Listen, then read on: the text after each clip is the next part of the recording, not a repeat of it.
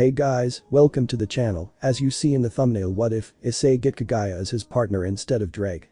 Before I start, please do support for more awesome content and subscribe my channel and like this video. Go support and follow the Nefarious doctor for writing that awesome fanfic, and also make sure to comment on this story, link in the description. Let's start this video. It was the strong punch to the head by that pink-haired girl, then it was the touch of those damn reincarnations. She knew what was to come next. She knew she was to be sealed away. Her power was stripped from her and split among those 9 beasts, yet she had a smile on her face. The rest of her chakra, which she had taken from those lowly humans, would not be returned to them. However, her soul would be lost to the ages yet again. It wasn't fair. Kaguya hadn't even been back a day, and she was yet again being sealed. She looked down and saw that black Zetsu was still pinned to the ground. The ground began to break apart and surround her in a stone prison. She needed to think of something, and something quick if she wanted any chance of escape. Then it hit her. Just before she was about to be sealed again for the second time, Kaguya Otsutsuki had one more trick up her sleeve. It would be risky, but at this point, it was better than nothing. Using a technique that had been passed down the Otsutsuki clan for ages as a way of prolonging their own lives, Kaguya split off a small piece of her chakra, along with her soul, and used them to create an Otsutsuki chakra seed based on herself. From here, she planned to plant the seed into the root of a host body's chakra system, in hopes that it would begin to spread and infect that body, and allow for her to be revived. As more rocks began to entomb her body, Kaguya quickly focused her chakra and split it off with her soul to form the seed. Kaguya watched as the small ball of chakra formed in front of her. It was about the size of a golf ball. As it finished forming, her vision began to fade. The last thing Kaguya saw was when it shot off to find a suitable host body. Her body began to wither and decay as she felt the rest of her chakra began to escape her. The small ball of chakra shot out of its rocky prison as it made its way to find a new host body to take. Kaguya then opened a portal beside the ball of chakra and it flew into the hole and left her world. Kaguya decided to leave her old world because she knew that as long as she stayed in it, her son's reincarnations, Naruto and Sasuke, would attempt to trap or even kill her. Still, they wouldn't expect that she was alive and inside a host in another dimension. Along with the others, she had been freed from their prison after taking back their powers. Kaguya felt her soul leave the dimensional portal she created and travel into a park, where she looked at the children playing in the park. The seeds stayed hidden away from the children as Kaguya looked at them in hopes of finding a suitable host. However, none of the children had even interested her since they were weak and not that strong, nor did they hardly have any chakra that was suitable for a child back in the Hidden Leaf village. Kaguya was about to give up looking for a host in the park until she looked at a brown-haired boy who was sitting by a lake. All by himself. The boy had some scars on his hands as he bandaged them up. TCH. Those jerks. Who do they think they are, calling me a demon? The boy said. Kaguya looked at him and saw that the boy had an amber right eye and a dope brown eye, creating an intimidating look in his eyes. This red and black hoodie jacket happens to have the Sharingan in its awakened form, making Kaguya surprised at this. Before the boy finished bandaging his fists, he put his hands in his pockets and put the hood up as he walked away from the park. TCH. Bastards don't know shit about me. The boy said before looking at his arms again and tightening the bandages some more while walking through the streets. Kaguya couldn't help but feel like the situation she was watching was familiar until she hit a realization. Naruto was called a demon because those foolish villagers thought he was the Kyuubi and not its jailer. But from the looks of things, it's not because this boy has something sealed in him. Maybe it's his eyes. Kaguya then floated near the boy as she observed him walking through town, helping and doing some good deeds. However, things turned bad quickly. Some people were scared of him as he tried to help an old lady who dropped her groceries. The crying child was lost trying to find her mother, who had almost called the cops on Issei, until the child stopped the mother from making the call. And lastly, the boy was picking up litter and throwing it away before a gang came up to him and wanted to fight him, which made the boy sigh before he beat the shit out of the whole gang black and blue without any injuries on himself, before looking at his hands and clenching them, seeing how red his bandages were now. Damn it. And I just bandaged them. Issei said while he looted their wallets and nodded at his stash before leaving them alone, as an ambulance came to pick them up a couple of minutes later. Kaguya narrowed her eyes to the people who were afraid of Issei. Stupid humans, he's the same as you, yet you turn away from him when he tries to be kind. It seems even in the future, humans will never change. Issei then returned home, where his mother hugged him, making him blush at the affection. His father looked at his hands and sighed. Issei. We talked about this. I don't ask them to fight me. It's their damn fault they pick fights with me. Issei shouted until Mickey tapped his head with her spoon and shook her head. You shouldn't say such things at your age and get into fights. I know it's hard for you, considering your eyes are heterochromatic and that your appearance scares people, but you shouldn't let that stop you from being a good person. Someday, you'll meet people who care about you and see you as the person you are. A kind and gentle soul who's behind a set of scary eyes. Just like your father was when I met him when I was a bit older than you. Mickey said with a giggle as Goro looked offended. Boy. I'll have you know some ladies like my bad boy look, Goro said while recalling his early days until Mickey put out the flame. And yet you only accepted my confession when we were a couple of years older than his age, Mickey said, causing Issei to snicker lightly and making Goro pout, which in turn made Mickey laugh. See, just like Issei. Damn woman, Goro said before Mickey kissed his cheek, making Goro submit to his wife. Kaguya, who kept herself hidden by a window, couldn't help but look on at the bond that Issei had with his family in jealousy. So this is what a family is like. Despite their differences and the trouble their son gets into, they continue to love and support him. It's nice. It makes me feel a bit jealous. Kaguya said as she followed Issei to his room. He punched the punching bag a few times before his hand started to bleed some more, making him groan at them. Damn it. I could keep going if it wasn't for that dumb gang coming to fight me. Issei said as he looked at his flip phone and looked for any messages and such, not seeing anything before Issei went to his computer and picked a game. Heh. It's the only game I have yet to complete. Prepare yourself, Harem King Warrior. At that moment, Kaguya learned why Issei found Harem so special. She grew extremely flustered at a few of the lewd-looking scenes. Just until Mickey called for Issei. Issei. You better not be playing that filth again. Issei gained a tick mark since Harem King Warrior may be M-rated, but it wasn't that bad since it had a great storyline, amazing characters, and graphics as well. Heck, even the relationships between the MC and NPCs are amazing, too, for teenagers and up. Of course, I'm not. I may be a little perverted, but I have standards in video games. Sure. Am I your father? Hey. Don't drag me into this. You know he gets his perverted side from you. One time. It was one time. Oh, it was more than one time since I happened to recall seeing a certain delinquent porn collection when he was convincing his mother that he didn't invite me over just to have dot. Mickey and Goro then began to argue until Mickey shouted at Issei. Issei. Dinner time. Stop masturbating and get down here. I'm coming, and I'm not masturbating. Kaguya watched as Issei ran down with a red angry face before she looked closer at the scene Issei hadn't skipped. The warrior woman on the screen was moaning as a male protagonist who was practically raw-dogging the woman with his manhood. Kaguya blushed at the sight before coughing into her fist. She couldn't hesitate to tap the mouse to continue the scene, which made her so red that she was surprised she didn't burst into flames. She was so caught up in the game that she didn't feel Issei entered the room with a satisfied smile on his face after a hearty meal and a laugh from his parents before he sat down in the seat Kaguya was in, which caused something very awkward to happen. What just Why do I sound like a boy? And why am I so short? Kaguya immediately realized what happened. As soon as she saw her skin color change, she paled so white that she almost turned into her skin tone. Oh crap, I didn't notice the boy and became his host by accident. Kaguya immediately went back inside Issei's consciousness before letting him take over again. Fuck me. Please have no memory of what happened. Kaguya said to herself, cursing from fusing with Issei, praying that Issei hadn't noticed what had just happened to him. Ugh. What the hell was that shit? Did I eat something bad? No. Mom would have been pissed if something was up with her food. Issei said before looking at his computer.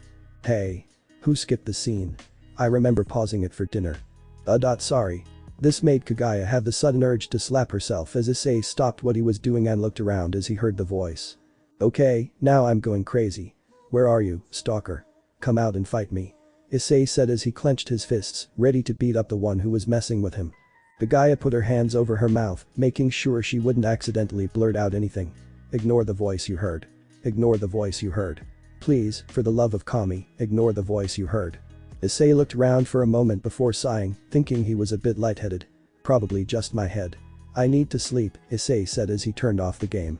He then went to sleep on his bed without changing into his pajamas, hitting the light switch, making Kaguya sigh in relief. Oh, thank goodness. Okay, let's look at the pros and cons. Pro. A host. Con. A boy, and I can't leave this body since it's a one-time jutsu. Arg. This is the worst. Why did it have to be a boy?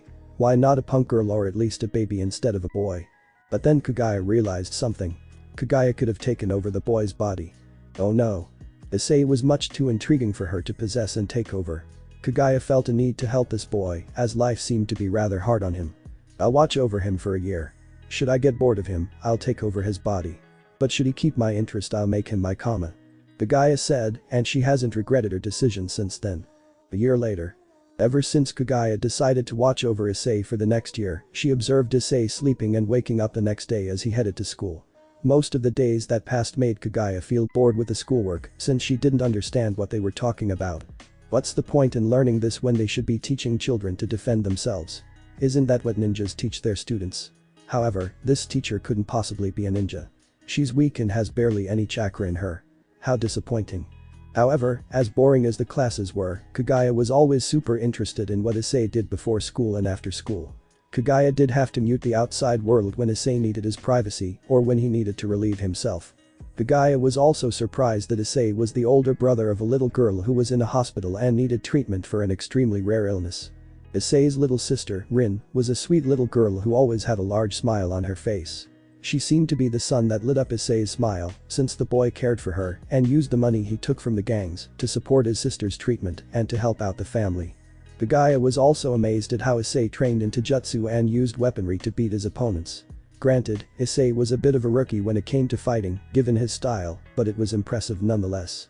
Kaguya smiled as she truly enjoyed the months that she spent watching over Issei and took notes on how to help him with not just his training, but also possibly helping his little sister feel better from her illness.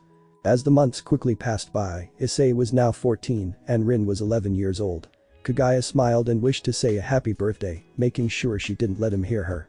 Kaguya had seen so many sides of Issei and swiftly became attached to him, which is why once Issei's birthday hit, she finally made her choice.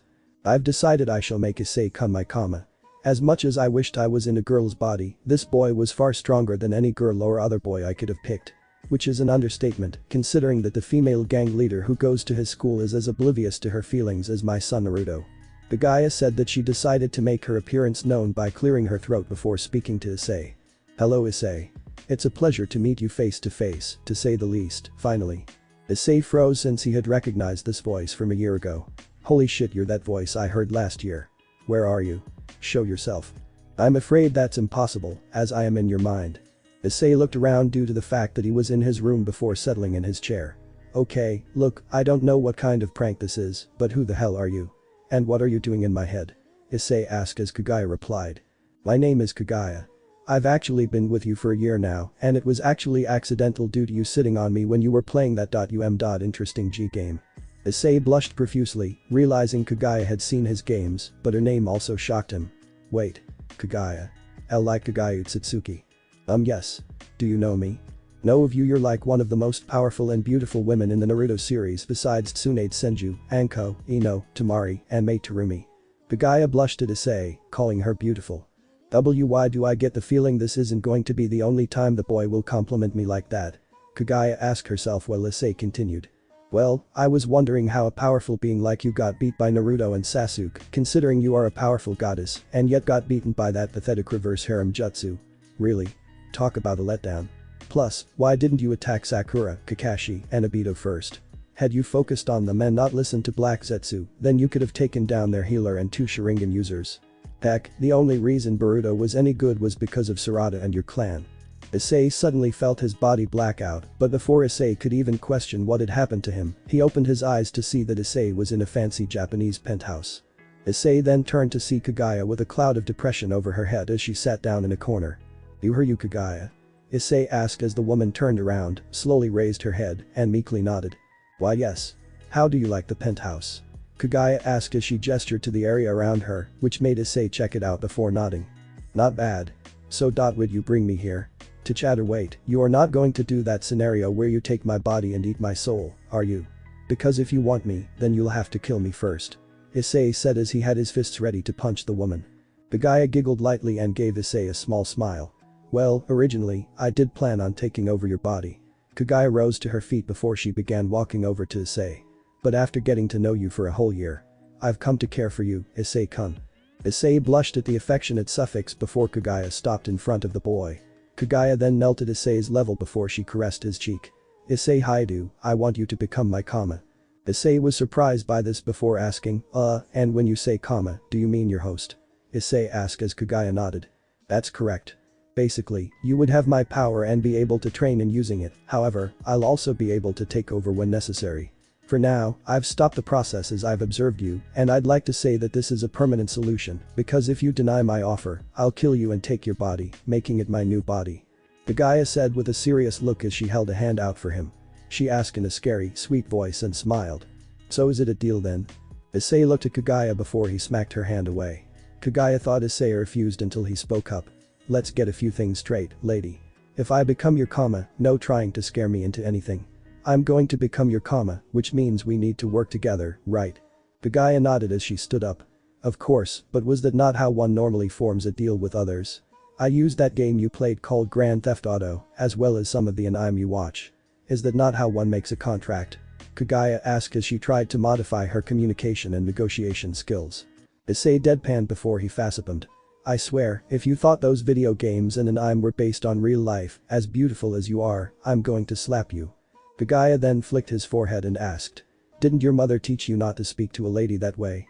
This coming from a woman who got beaten by a half-assed jutsu and sealed away by her son's reincarnations. Again, might I add. At first, Kaguya didn't say anything in response, but then she glowed white. The light was so bright it covered Issei and the whole penthouse, and he woke up in a cold sweat. Holy shit. Was it all a dream? Issei asked himself as he looked in the mirror. His eyes were the same as always until he saw a small mark form on his palm. The mark was a diamond shape that looked like petals on all four sides. What the fuck is this? Issei said as a voice answered for him. This is the mark signifying you as my comma. Issei said before he shook his head. His reflection became Kaguya and she waved to him in the mirror. Hello, my comma. Issei looked over at Kaguya before he looked away with a blush. Curse you and that damn body of yours. Kaguya smirked. Please, you are 1,000 years too young to be looking at me with such a raunchy gaze. Haha. Haha. Okay, so this mark is to show I'm your comma. Now what? I shoot lasers from my eyes? Issei asked, making Kaguya chuckle at him. Of course not. It would be best if you had more time to be ready to do that. For now, you should focus on learning E-rank jutsu, such as substitute jutsu and cloning. Perhaps some jinjutsu as well so you can have a bigger arsenal than your fighting style with your bat and fists. You're mocking me, aren't you? Oh, heavens no. I don't find your fighting style to be obvious, pathetic, and left with so many openings. Or the fact that you wield a weapon that could easily break after being used so often, leaving you completely and utterly defenseless. Furthermore. The guy rattles on before Issei gets the gist of it. Alright. I fucking get it. Issei yelled before sighing to himself. But it's not like there's a place where I can learn how to actually fight.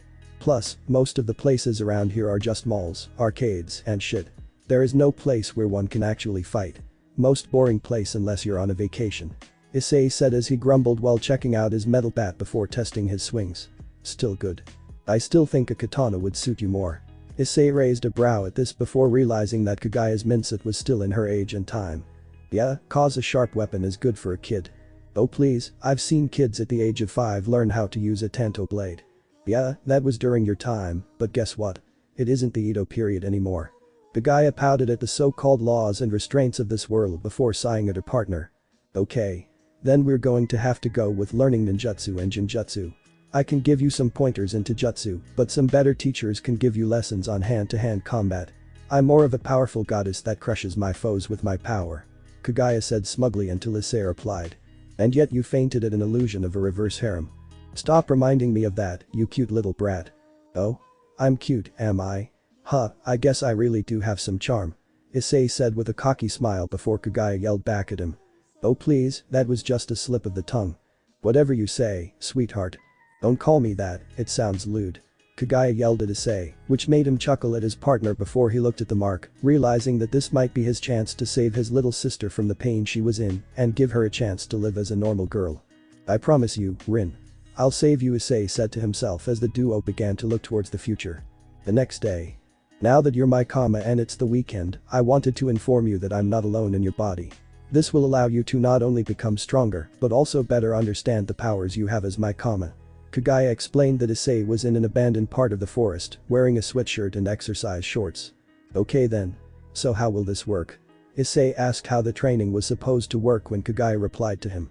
Did you draw the seal I told you to draw yesterday? Yes. Good, and since you have a grasp of chakra already, it's time to perform a summoning jutsu, but this one will allow you to summon your first teacher from within. Kaguya said before Issei did the hand signs that he saw in the show, which was a hobby of his since Issei liked the idea of doing hand signs if he ever got superpowers. Issei then placed his hands on the seal before activating the jutsu. Summoning jutsu, Issei said before the seal began to glow as a being emerged from the seal. So you are the karma of Kaguya. I can tell you a brat, but you got some guts. A voice said until the smoke faded to see a red-furred and green-skinned monkey with a body build of a gorilla. It has eyes with yellow irides and white pupils, spike-like protrusions along the length of its tails, elongated blunt fangs, and 2 long horns curving upwards on its forehead like a crown. Both its fangs and horns are dark-tipped. In its mouth, he doesn't have a tongue, but has an opening that is shaped like a dome volcano. The king of the sage monkeys, Son Goku the four-tailed beast, Issei said in awe before bowing to the legendary king, making Son Goku surprised by the boy's actions before laughing heartily. Ahahaha. Do you have manners and show respect to me? I'm glad to see that at least manners haven't died in this era.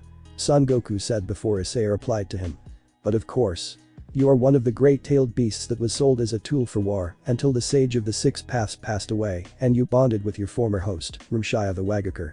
Issei said, making Son Goku surprised at hearing how the boy knew the name of his previous host before recalling how Kaguya explained to him and his siblings about Issei knowing of their world since the humans of the future saw it in a show called an anime. Interesting. Then, if you are aware of who I am, you'll know that you must earn my respect to gain my full power. For now, you are a rookie who's just getting his feet wet, but by the time I'm done with you, then you'll be a warrior in no time. Son Goku said while flexing his arms to show his strength, which impressed Issei before he bowed to his sensei. I am ready for Goku sensei. Issei said, making Son Goku laugh at the boy before getting serious. Very well then. We'll begin by training, so I hope you have a strong stomach since you'll be training a lot for the next couple of weeks. Son Goku said that before the training began, Issei was doing chakra control exercises, which he worked on in the morning and evening as part of his workout. Your chakra control right now is much higher than Ivana, and you aren't some god, so you must train your body and spirit to handle that much chakra. Issei kept listening to his sensei while training when doing free running, parkour, push-ups, sit-ups, and yoga, which was a surprising one to do until Son Goku explained how it would be helpful for him in the long run. Still, the hardest part of his training was Jutsu. Kaguya assisted in chakra control lessons because she wanted to assist her partner. She also gave him advice when Issei struggled, which impressed Son Goku, since he thought Issei would have been too prideful to ask for help in his training. This led to the Four Tails being a bit jealous of Kaguya hogging the attention of his new student, which resulted in Son Goku upping Issei's training. And by training, it was mostly Issei fighting Son Goku, when in reality, Issei was learning how to use walking on water, tree climbing, and chakra control even faster through this process. Come on. Catch my tailed beast ball. Not exactly easy when I'm dodging and trying not to get killed. Issei yelled back before dodging another fireball from Son Goku. Issei's training with the Four Tails was intense since Issei had seen how powerful the Jinchuriki was with the Four Tails, but the tailed beast was much stronger than the fusion form. Son Goku taught Issei different fire techniques such as the Fireball Jutsu, Fox Fire, Blazing Meteors, Flame Whirlwind, and Dragon Flame Release Song for fire style. Earth techniques were more difficult for Issei than most of the other techniques since Issei learned better on his feet as earthbenders did in Avatar. However, in Naruto's world, they still use chakra, which made Issei combine the two styles so he could still use chakra but without spewing dirt in his mouth. Son Goku was impressed and intrigued by the idea. Hence, he taught Issei a few defensive and offensive techniques rather than offensive, such as the Bedrock Coffin, Bullet Rock, Double Suicide Decapitation, Earth Dragon Bullet, Earth Flow River, Earth Shore Return, Golem, Earth and Stone Dragon, Rock Gun, and Fist Rock technique. Issei didn't stop there as he improvised his training by blindfolding himself to force Issei to heighten not just his other senses, but to feel the earth with the chakra in his feet while dodging the tailed beast ball, along with deflecting the fireballs from Son Goku. This impressed Son Goku and Kaguya, who had been watching him and assisting him with traveling to the other dimensions that she could easily access to train without any issues. The boy is growing much stronger thanks to his determination to defeat me in battle. I'm looking forward to that day. Son Goku said before Kaguya replied to him. Issei has shown much growth, but I wonder if the others will agree to assist Issei in his training, since I know they have reservations about me keeping you all within me while letting your hosts live, Kaguya said since she struck a deal with the tailed beasts and offered them a chance to escape the confinements of their in exchange. She would ensure their former partners would be able to live without them. I had no qualms with leaving our previous home, since while the war may have ended, the villages still would have kept us as tools for war, since there can never truly be an era of peace, for where there is light, there is always darkness, and just like in peaceful times, there shall be moments where chaos will come to destroy it. Son Goku said before seeing Issei asleep next to his sister in her hospital bed. The others may come around eventually, but for now, I'll continue to do all I can to help him. And I as well, Kaguya replied to Son Goku before the two looked within Issei's soul to see that there were 7 other gates where they were sealed in and could leave to assist Issei, but the others hadn't awakened yet. Perhaps one day they'll wake up and assist our new partner, and all of us will be able to leave after we finish training the boy for you, Kaguya, since, let's be honest, you're great in jutsu, but not so good in other areas like we are. Son Goku said, making Kaguya pout at this, making the 4 tails laugh at her reaction. It definitely was going to be an interesting couple of years. Unbeknownst to them, 2 others were beginning to wake up and would soon learn that they were not sealed by Sasuke or by their previous hosts. 2 years later. 2 years had passed since Issei first became Kaguya's Kama. He enjoyed training and learning from Kaguya and the other tailed beasts, including Son Goku. After 2 years, Issei was able to meet the 1-tailed, 2-tailed, 3-tailed, 5-tailed, 6-tailed, and 7-tailed beasts, but 8 and 9 were still asleep, which was understandable since the 2 were the strongest of the tailed beasts. Issei enjoyed chatting with each of the tailed beasts, and granted, their relationship was a bit rocky at first, since some of them weren't pleased with being in another host, until Issei made a promise that he would find a way to free them so they could enjoy his world and still be able to use the power they taught him. Son Goku then explained that each of them would have Issei face a trial, since they didn't mind teaching the boy, but the tailed beasts wanted to test Issei in more than combat like the Monkey King. Flashback. Meeting Shukaku. As Issei approached the ethereal realm where the tailed beasts resided within his soul, he felt a surge of anticipation and determination. The first to greet him was Shukaku, the one-tail, a massive tanuki with a mischievous glint in his eye. Shukaku challenged Issei with a mental fortitude test. "Let's see if your mind can withstand my power," Shukaku growled, unleashing a barrage of mental assaults.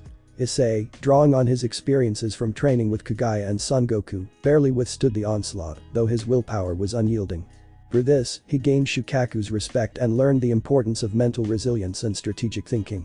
"Impressive, and while I am impressed with how you're using Earth-style jutsu, I will teach you how to use my power as the ultimate weapon," Shukaku said with Issei looking forward to training under the tailed beast. Encounter with Matatabi. Next, Issei encountered Matatabi, the 2 tails, a majestic blue flaming cat with a serene demeanor. Matatabi tested Issei's agility and precision. "Can you keep up with my speed?" she challenged, darting around at blinding speeds. Issei struggled initially, but through perseverance and adapting his natural reflexes and combat instincts, he eventually matched her pace. This trial honed his speed and precision, crucial for his future battles. Meeting. Issei's encounter with Isobu, the 3 tails, was a test of endurance and adaptability. Isobu, a colossal turtle with a spiked shell, challenged him to a prolonged underwater battle in a vast mystical lake. Issei had to adapt his fighting style to the aquatic environment, learning to conserve his energy and use his surroundings to his advantage. The trial pushed him to his limits, but in the end, he emerged victorious, earning Isobu's respect and gaining invaluable lessons in endurance and adaptability. Encounter with Kakum. Issei then faced Kakum, the 5 tails, a majestic white horse-like beast with dolphin features. Kakum's trial was one of sheer power and control. "Show me the extent of your strength without losing control," Kakum demanded. Issei had to channel his inner power while maintaining precise control to avoid causing unnecessary destruction. This trial helped Issei master the balance between raw power and finesse. Meeting Seiken. Seiken, the 6 tails, a slug-like creature covered in a sticky substance, posed a different kind of challenge. Seiken's trial focused on resilience and overcoming obstacles. "Can you navigate through my corrosive mist and sticky traps?" Seiken asked, enveloping Issei in a hazardous environment. Issei had to develop creative strategies and rely on his natural regenerative abilities to push through. This trial enhanced his problem-solving skills and resilience under pressure. Encounter with Shmei. Finally, Issei met Shmei, the 7 tails, a giant beetle with rainbow-colored wings. Shmei's trial tested Issei's adaptability and ability to harness different elements. "Can you handle the power of nature?" Shmei inquired, bombarding Issei with a combination of wind, water, and lightning attacks. Issei had to integrate various elemental defenses and attacks into his fighting style, broadening his combat versatility. For 2 years, Issei trained relentlessly, integrating the lessons learned from each tailed beast into his combat repertoire. He meditated with Shukaku to strengthen his mental resilience, sparred with Matatabi to refine his agility and precision, and practiced underwater combat techniques inspired by Isobu. With Kakum's guidance, he mastered the balance between power and control, while Seiken's trials made him adept at overcoming environmental challenges. Chimei's influence broadened his elemental manipulation, making him a more versatile fighter. Issei also spent time mastering his unique abilities, pushing his physical and spiritual limits to new heights. He learned to enter heightened states of awareness and power more efficiently, discovering new techniques and abilities within himself. Through these trials and rigorous training, Issei emerged stronger, more resilient and versatile, ready to face the challenges that awaited him. The bonds he forged with the tailed beasts deepened his understanding of power and responsibility, especially since he had some trouble hiding it when he learned how to summon more than one of them at once.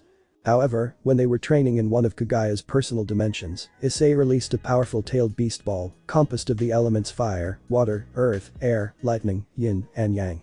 Issei's skills in yin and yang were the most difficult for him to master, since they were different from bending the elements for the ninjutsu techniques he was performing in his training. Elemental fusion tailed beast ball. Issei shouted as he kicked the massive beast ball. A rift opened in Kaguya's dimension, shocking Issei before a massive red dragon over 100 meters long came through. It had 4 colossal wings and looked like a western dragon. The creature's golden eyes glowed with intensity as it did a barrel roll, dodging the elemental fusion tailed beast ball in a sharp turn.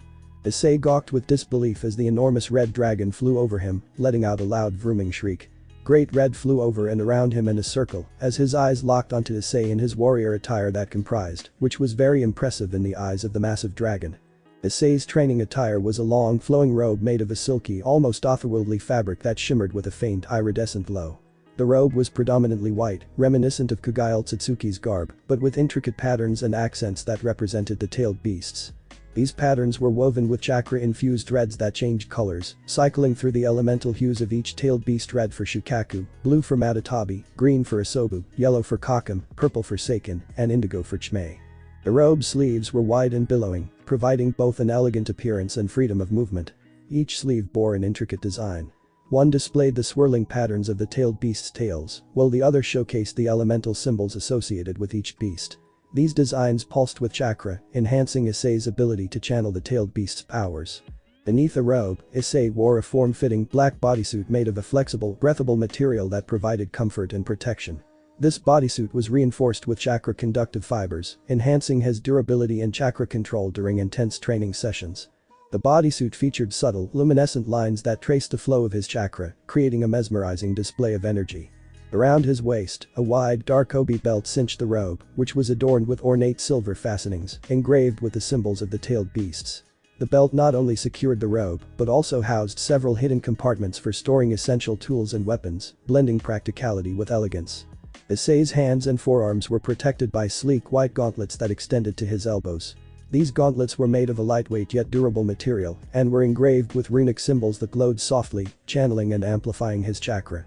His fingers were free, allowing for precise hand movements and execution. His legs were clad in matching white leggings that tucked into sturdy black boots. These boots were designed for agility and stability, with soles that provided excellent grip and shock absorption. The boots were decorated with subtle patterns that echoed the robe's designs, maintaining the overall aesthetic harmony. Issei's head was adorned with a headpiece inspired by the Otsutsuki clan's traditional attire. It featured a crescent moon symbol, representing his connection to the tailed beasts and their combined power. The headpiece was made of lightweight metal and had an elegant, streamlined design, holding his hair back and completing his regal appearance. Draped over his shoulders was a high-collared, sleeveless mantle that added a layer of mystique and authority to his outfit. On the back, this mantle bore the combined symbol of the tailed beasts, a testament to his unique position as their partner and protector. Kaguya. What the hell do we do? Issei asked seriously as the colossal dragon began to snarl and vroom loudly. What the fuck are you staring at? Great Red demanded as he flew around in front of Issei, who was looking down at him with a stoic glare. To say he was intimidated by the Great Red Dragon of Dragons was an understatement. Issei had no idea what to say, but thankfully, Kaguya spoke for him. We were just training, Sir Dragon, but you intruded in my dimension. I believe you owe my partner an apology for getting in your way.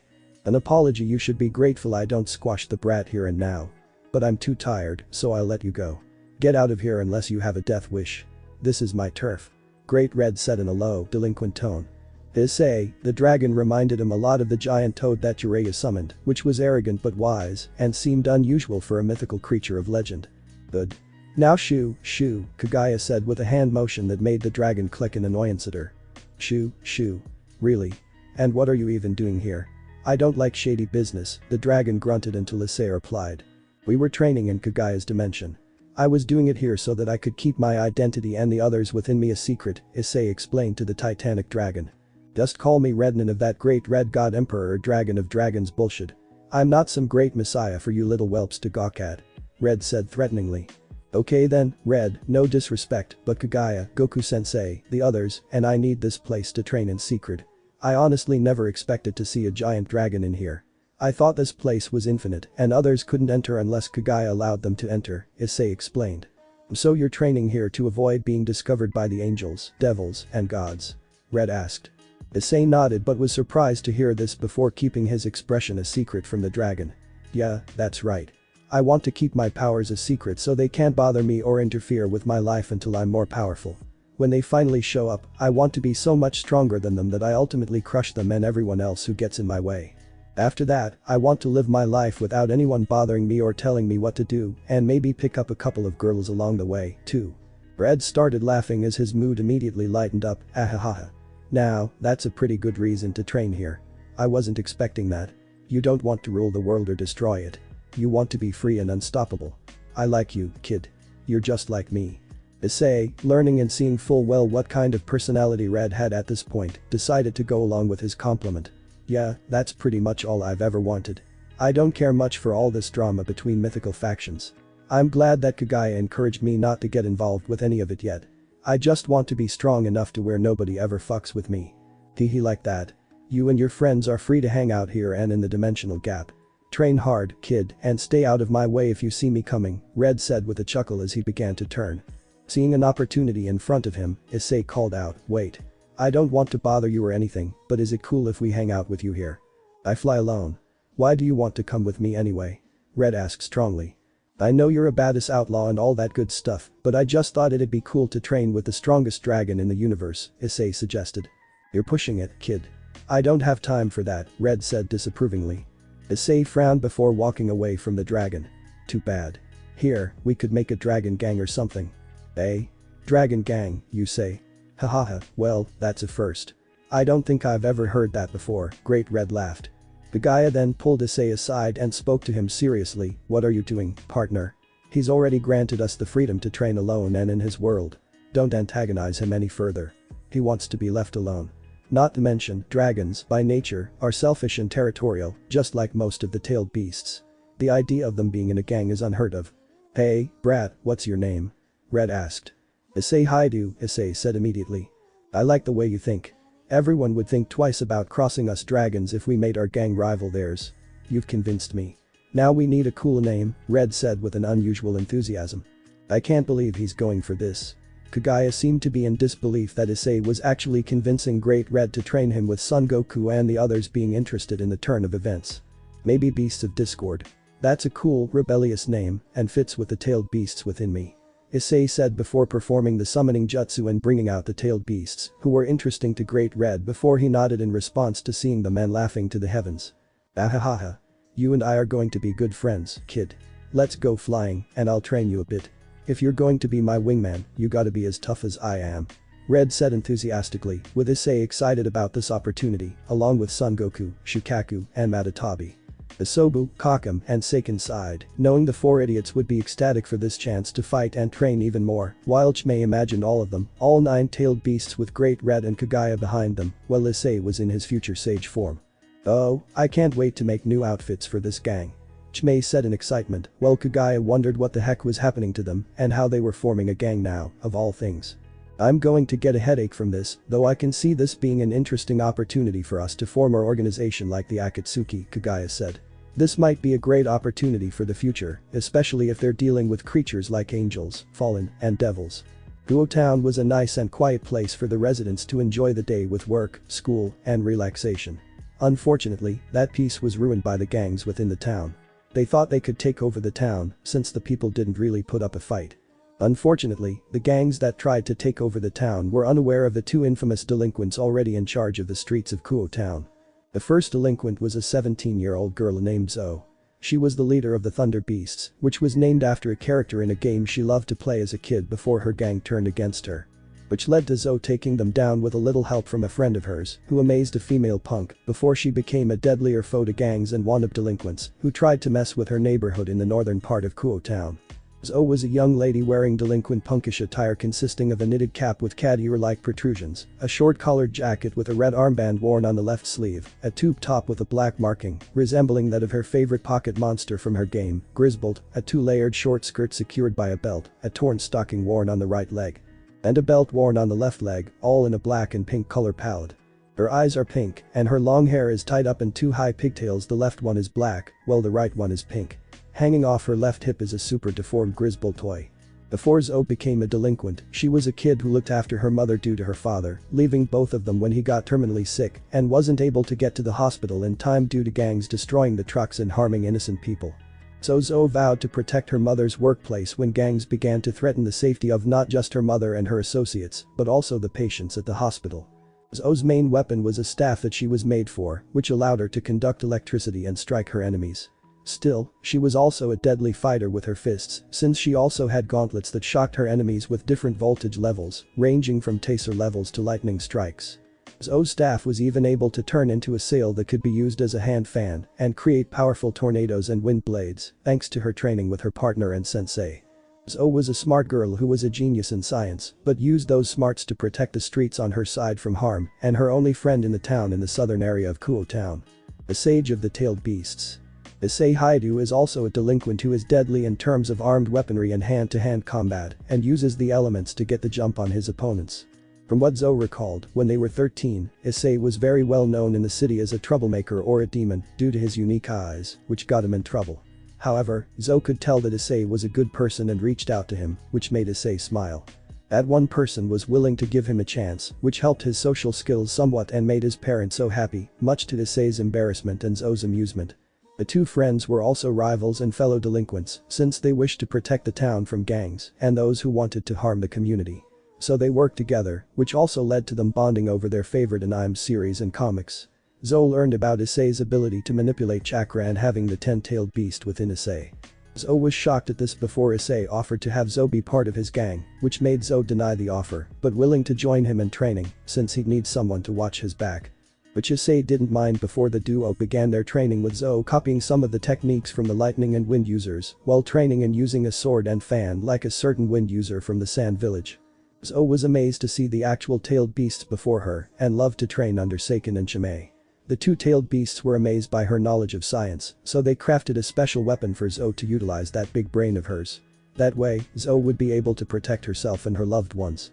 Zoe was now tired as she walked to her school to start her second year of high school. Great. Another year, another migraine. Why did my mother send me to this academy? I was fine with a less stressful and stuck-up school. Zoe said before sensing a familiar presence approaching her from behind, which made her turn around to see Issei standing upside down on a tree branch that was next to her. Morning, Zoe. Ready for a new year? Says the man who enjoyed his first year by being injured from gang-related activities. Zoe said, making Issei chuckle in response. Then, the two began to race each other by leaping from tree branches to flagpoles and even power lines, all the way to their school, while recalling their first years, which was fun for both. Due to a stroke of genius on both sides, Zoe and Issei managed to forge paperwork that said they were hospitalized and that he had to do his schoolwork from home. Both Zoe and Issei only ever showed up to take exams and would surprisingly always make perfect scores, despite their lack of interest in the academics taught. Unfortunately, nothing good lasts forever as their excuses and forgery eventually run out. Despite not really caring about school, both Issei and Zoe still had a matter of pride to finish, just so their parents wouldn't go off the deep end and worry about them. So, with a reluctant sigh, they made their way to school for the brand new second year at Kuo Academy. Kuo Academy. Sona Citri was pushing up her glasses as she looked over the two files of possible candidates to join her peerage. One problem was that despite their exceptional grades and performance in physical exams, they were troublemakers and delinquents who didn't seem to care much about the rules of their academy, which was shown when they showed up in their regular attire instead of the school uniform. Sona proved this, having encountered both Zo, the lightning serpent, and Issei Haidu, the sage of the tailed beasts, when they were out due to their medical condition. Sona could tell they were fake, but despite knowing this, she let it slide since she observed them from afar and could tell that both of them were much stronger than an average human. Issei was definitely strong since he had his reputation back when he was called a demon back in his middle school years. Still, the so-called demon didn't care and released his frustrations in the ring. Granted, they didn't do traditional martial arts or fighting. Issei did specialize in combat and weaponry. Zo, on the other hand, was the opposite since she was skilled in weapons, but needed to be stronger in hand-to-hand combat. She was good for defense, but when it came to offense, her style was more of a boxer that relied on speed and stamina. Hopefully, I can convince one of them to join my peerage, since they'll be an excellent addition to my peerage, and I still have 3 pawns and a rook left in my set. Although, I can imagine Rias will try to reach out to Zo more than Issei, since she thinks Issei is more like Riser, which isn't wrong in some cases, especially when he defeats his opponents. Sona said under her breath as she watched the other students pass by them.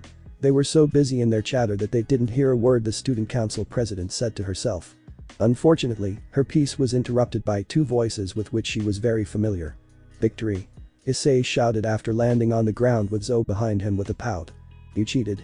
Hey, there was no rule about using a shortcut to get to the school faster. Damn it. I hate it when you use logic on me, you lizard." Big talk coming from the gorilla woman. "Say that again, and I'll show you why I'm a lion instead. Only if you're ready to face a dragon again, kitty cat. Bring it, dragon breath." Zo shouted, and they both glared at each other, so hard sparks could have been created.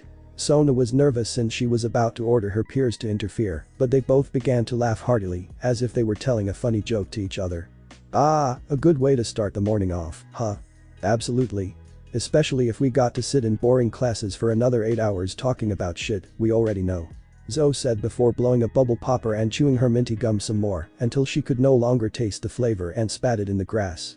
This made Sona's eyebrows twitch almost out of control since her peerage had to deal with Zo and her gum issues ended up in the grass or under her desk, which was a pain to clean up. The dark-haired student council president then decided to give her warning to her most troublesome students before Sona adjusted her glasses as she locked eye contact for a brief moment with the passing Issei and Zo. They both immediately stopped walking as Issei turned to face her while Zo flipped off the woman. "What are you looking at, but you? We didn't break any of your prissy rules or get into any fights. Plus, the school hasn't begun, so fuck off, bitch."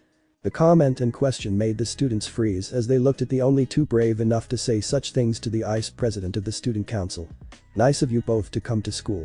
I see your health as well, considering you both were able to go about your free running and landed in front of the school," Sona said passively, her tone clearly indicating that she was well aware that neither of them was actually sick during their time off. "Yeah, we're all healed up now," Issei replied carelessly. "If the interrogation is done, little princess, then we'll get moving," Zo said before Sona raised an arm to stop them. "I heard a lot of rumors that both of you are troublemakers, so make sure you keep your nose clean, or I'll get you expelled." "Understood, Haidu-san." "Zo-san." Sona said fearlessly while Issei raised a brow at the comment. Zo's eyes narrowed at the bitch in front of her eyes. "I don't know, Zo. Was that a threat? Can't she, the student council president, make threats like that to 2 students who have done no wrong?" Zo smiled as she played along.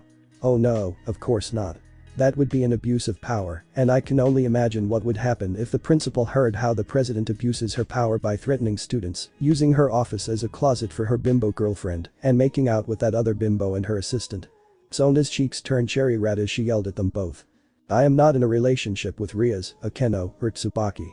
"Really, because you 4 have never dated a guy before in your life," Zo said before Issei continued the fun. "You hang out with each other all the time. You're both childhood friends. Plus, I remember seeing you leave the student council with messy hair and a uniform before Tsukabe left with you. And there's the kiss that occurred with you and Red Bimbo just last semester." Sona's face turned from cherry red to chili pepper red as she covered her face at the rumors, even though they weren't true. Sure, Rias and Sona were childhood friends, but Sona was not interested in either Rias or Akeno because she was so focused on her studies and her plans. The onlookers stifled their laughs while some turned to watch as Issei stepped towards her with imposing eyes.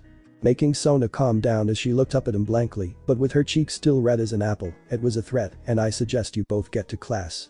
You don't want to make an enemy out of me. Keep your delinquent behavior reserved for off campus if you would, please." "Or what?"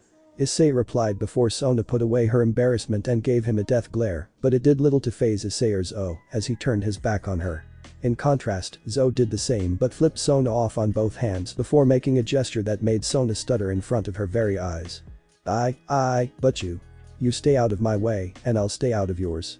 Issei said before Zoe stopped her signs, but as they continued walking, a blonde boy, Saji, called out to him angrily. Hey, asshole. You can't talk to the president like that.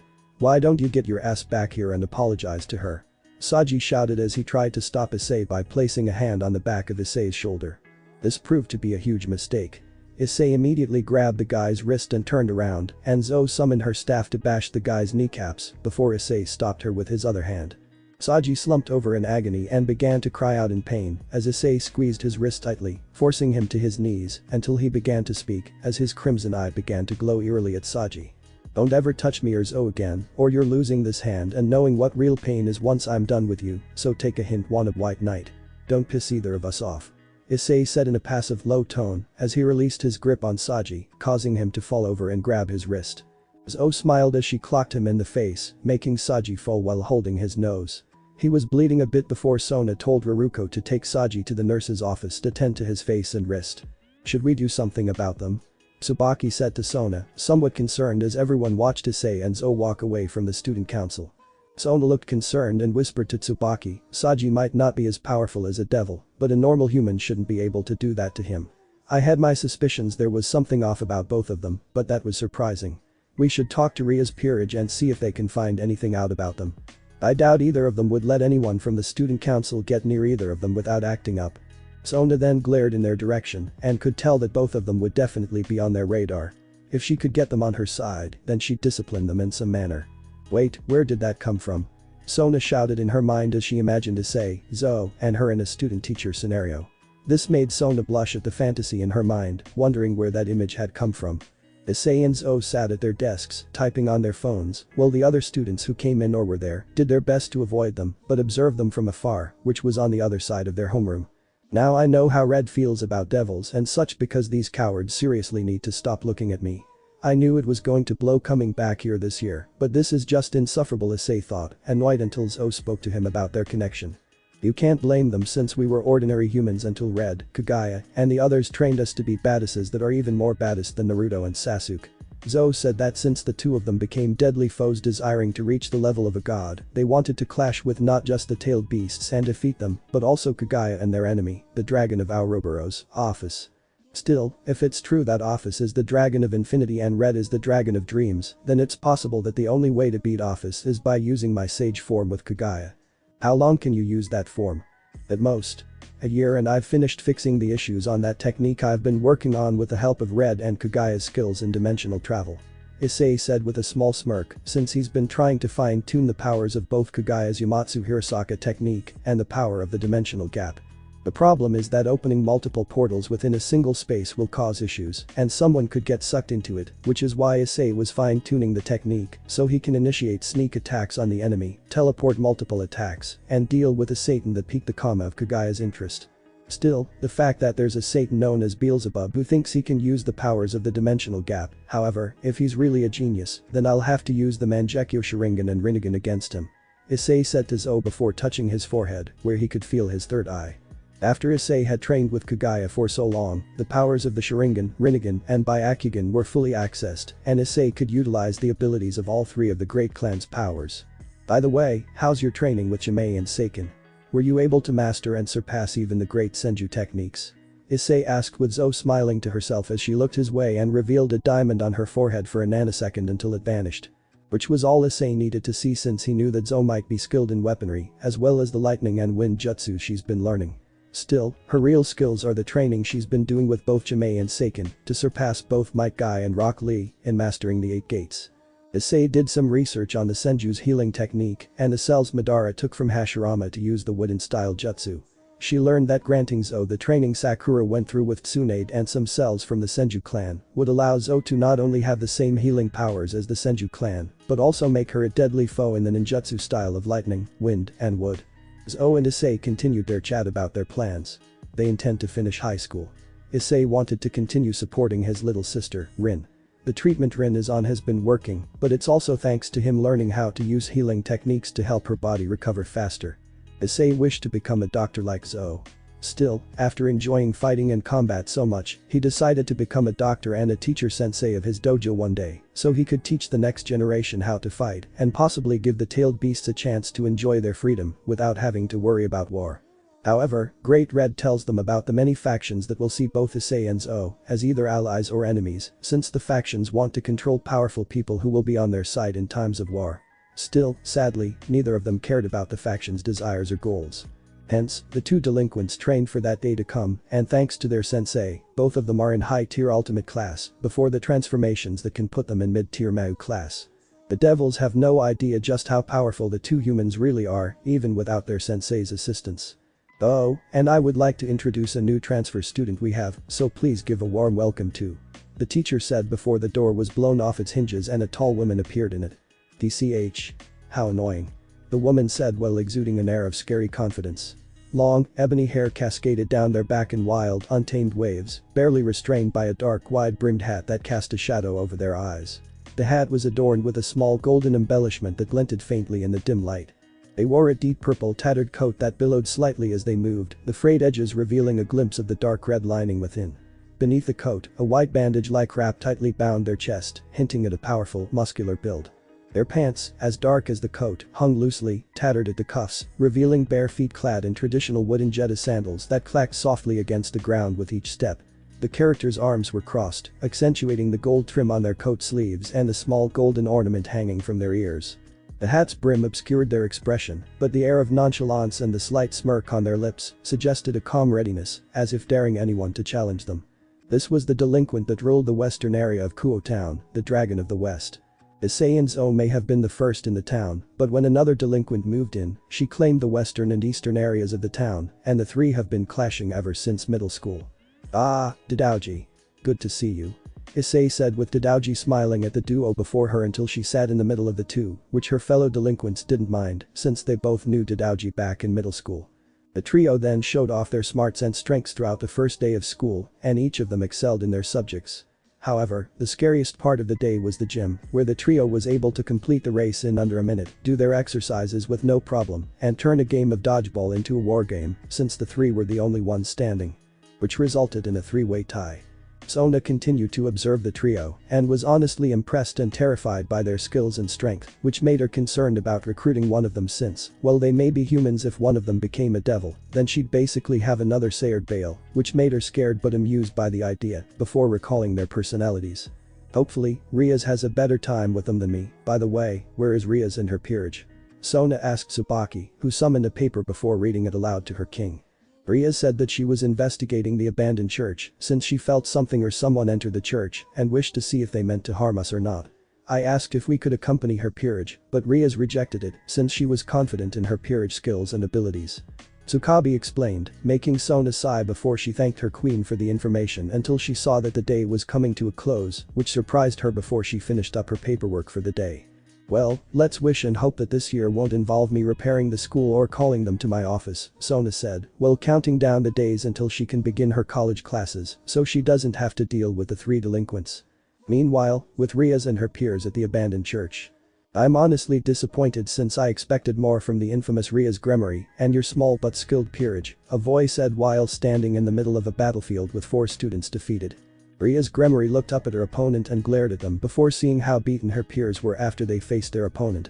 The kendo's back was littered with multiple markings of a sharp weapon, and her spine was slightly damaged after getting sent back into a thick tree that did severe damage to the spinal cord. Hineko's arms and legs were broken, as well as blood leaving her head after she was stomped on multiple times into the ground. Kiba, on the other hand, was lifted by their opponent's left hand, and sadly, Kiba's arms were twisted and broken, along with his stomach being speared by their opponent's weapon of choice. Your knight certainly put up a good fight, but sadly, his skills were mediocre at best. The opponent said before letting Kiba fall to the ground and facing Riaz, who didn't receive so many injuries from her party, but her uniform was torn up front and she lost a lot of blood due to the many cuts from her arms, legs, stomach, and chest. Their opponent was a tall and fairly built young man with short, loosely hanging white hair. He wore tan gloves, a black mask covering his nose and mouth, a long black cloak covering most of his midsection, and underneath, a short-sleeved version of the Exorcist uniform. He also had a sheathed sword on his back, while his right hand held a deadly spear that seemed to radiate holy magic at both ends. His shoes were tan-colored knee-high boots that matched his gloves. I didn't kill your little peerage on purpose since I didn't wish to fight, but you forced my hand when threatening and attacking me without reason. Granted, I am an exorcist, but I am not here to harm any of you. Killing you all would be a waste of energy. The exorcist said before taking Ria's cell phone and sending in a call to a hospital. It's best you just stay out of my way because the next time we meet, I won't be so merciful. Oh, and if you want a name, then my name is Hyuga. The exorcist, now known as Hyuga, said before leaving with his spear over his left shoulder.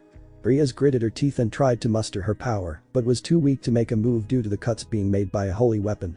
Be damn it, Ria said before she fell into unconsciousness due to her inability to stand up or fight anymore. Hyuga paid her no mind as he walked away from the floor before pulling out a paper from his cloak. So the targets are Issei, Haidu, Dadaoji, and Zo. To see what they are capable of before recruiting them to join our faction of warriors or heroes, in that man's case, until the devils notice their potential. Hyuga said as a pink-haired girl landed beside him from the trees, and a tall young man with silver-white hair and red eyes landed beside him. Hamura. Siegfried. Who do you think is the strongest out of all three of the potential candidates? Hamura pondered a response before shrugging her shoulders, which Hyuga accepted as her answer, while Siegfried said his response. I'd honestly say that Issei Haidu is the strongest of the three. Though the information we have on them is little about their fighting capabilities. Siegfried said before Hyuga replied to the ex-exorcist. That is understandable since we have little to no knowledge of their powers, so it's best we gather information on all three of them before considering our approach, Hyuga said before Hamura nodded and leaped into the trees, making Hyuga call out to her. Be careful, Hamura. If you need to retreat, then do it. Don't try to take them down, otherwise, you'll end up defeated and captured, Hyuga shouted out before looking at the target list. I think I'll test one of them to see if they're worth the trouble, Hyuga said, readying his spear before stabbing the picture of Zo. And the pink one shall be my target, Hyuga said before rushing towards his target's home, while Hamura was heading to her target, the Dragon of the West. In that case, that leaves the sage to me, Siegfried said as he headed towards the southern area of Kuo town and prepared for his target to arrive. Siegfried felt that it wouldn't be easy for him to face his opponent. Meanwhile, with said targets. Issei, Zo, and Dadaoji yawned as they all woke up from a nap they had outside under a massive cherry blossom tree before Issei took a look at the time. Huh. Looks like we slept through our free period and our last homeroom of the day. Issei said before Zo replied with a yawn. Not like it was anything important since it's the first day of our new school year. Dadaoji yawned as well before cracking her neck a few times until she sat up and blushed at the warm feeling on her right shoulder and lap. Sorry Dadaoji. We must have fallen asleep on you when we took our nap. Issei said before Dadaoji put her blush away and replied without looking at him. Well, it's not a problem as long as you warn me next time, Dadaoji said. She tried to hide the fact that she had a huge crush on both. Still, the fact that the two knew of the supernatural world made Dadaoji happy that she could be herself around the two people who accepted her and even defeated her in battle, especially when she was going all out using the 8 gates that were passed down in her family.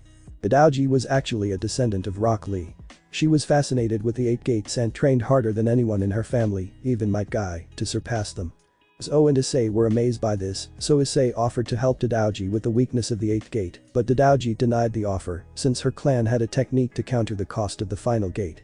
After getting their bags, the trio headed out of the academy and split up after they reached the center, wishing each other a good evening, but Issei's senses kicked in, as did Kaguya's when she warned him. Issei. We have company. I feel him as well. There's a new person in both the northern, southern, and western areas. Prepare the teleportation to the Coliseum. Issei said, making Son Goku and the other tailed beasts excited since they loved the Coliseum, which allowed them to be outside of Issei's body for a very, very long time, training in their human forms that were given to them thanks to Great Red. It was also a way for the 9-tailed beast to clash with his host. The 8 and 9-tailed beasts were awakened within Issei and the trials he faced when meeting them. Flashback. The hidden forest of ancients is a secluded and mystical place shrouded in legends. Still, in reality, it was a dimension Kaguya created when she saw Issei and Zo play Pokemon and thought of some new dimensions for them, both to train in. The air is thick with the energy of dormant powers and ancient spirits. The ground beneath is covered in a soft emerald moss that seems to pulse with life. Issei stands at the entrance of the hidden forest of ancients, his heart racing with anticipation. The awakening of the 8 and 9-tailed beasts has been foretold, and now he stands ready to face them, a culmination of his rigorous training with the other tailed beasts. Suddenly, the forest around him trembles. A low, guttural growl reverberates through the air, followed by an explosion of energy. The 8-tailed beast, Jiki, emerges from the shadows, its enormous form dwarfing the ancient trees. Its 8 tentacle-like tails writhe with power. So, the chosen one finally arrives. Are you prepared to face the trials, human? Jiki said before Issei readied himself for a battle that would force him to pull out all his tricks. I am ready, Jiki. I have learned much from the others, and I will prove my worth. Without another word, Jiki charges.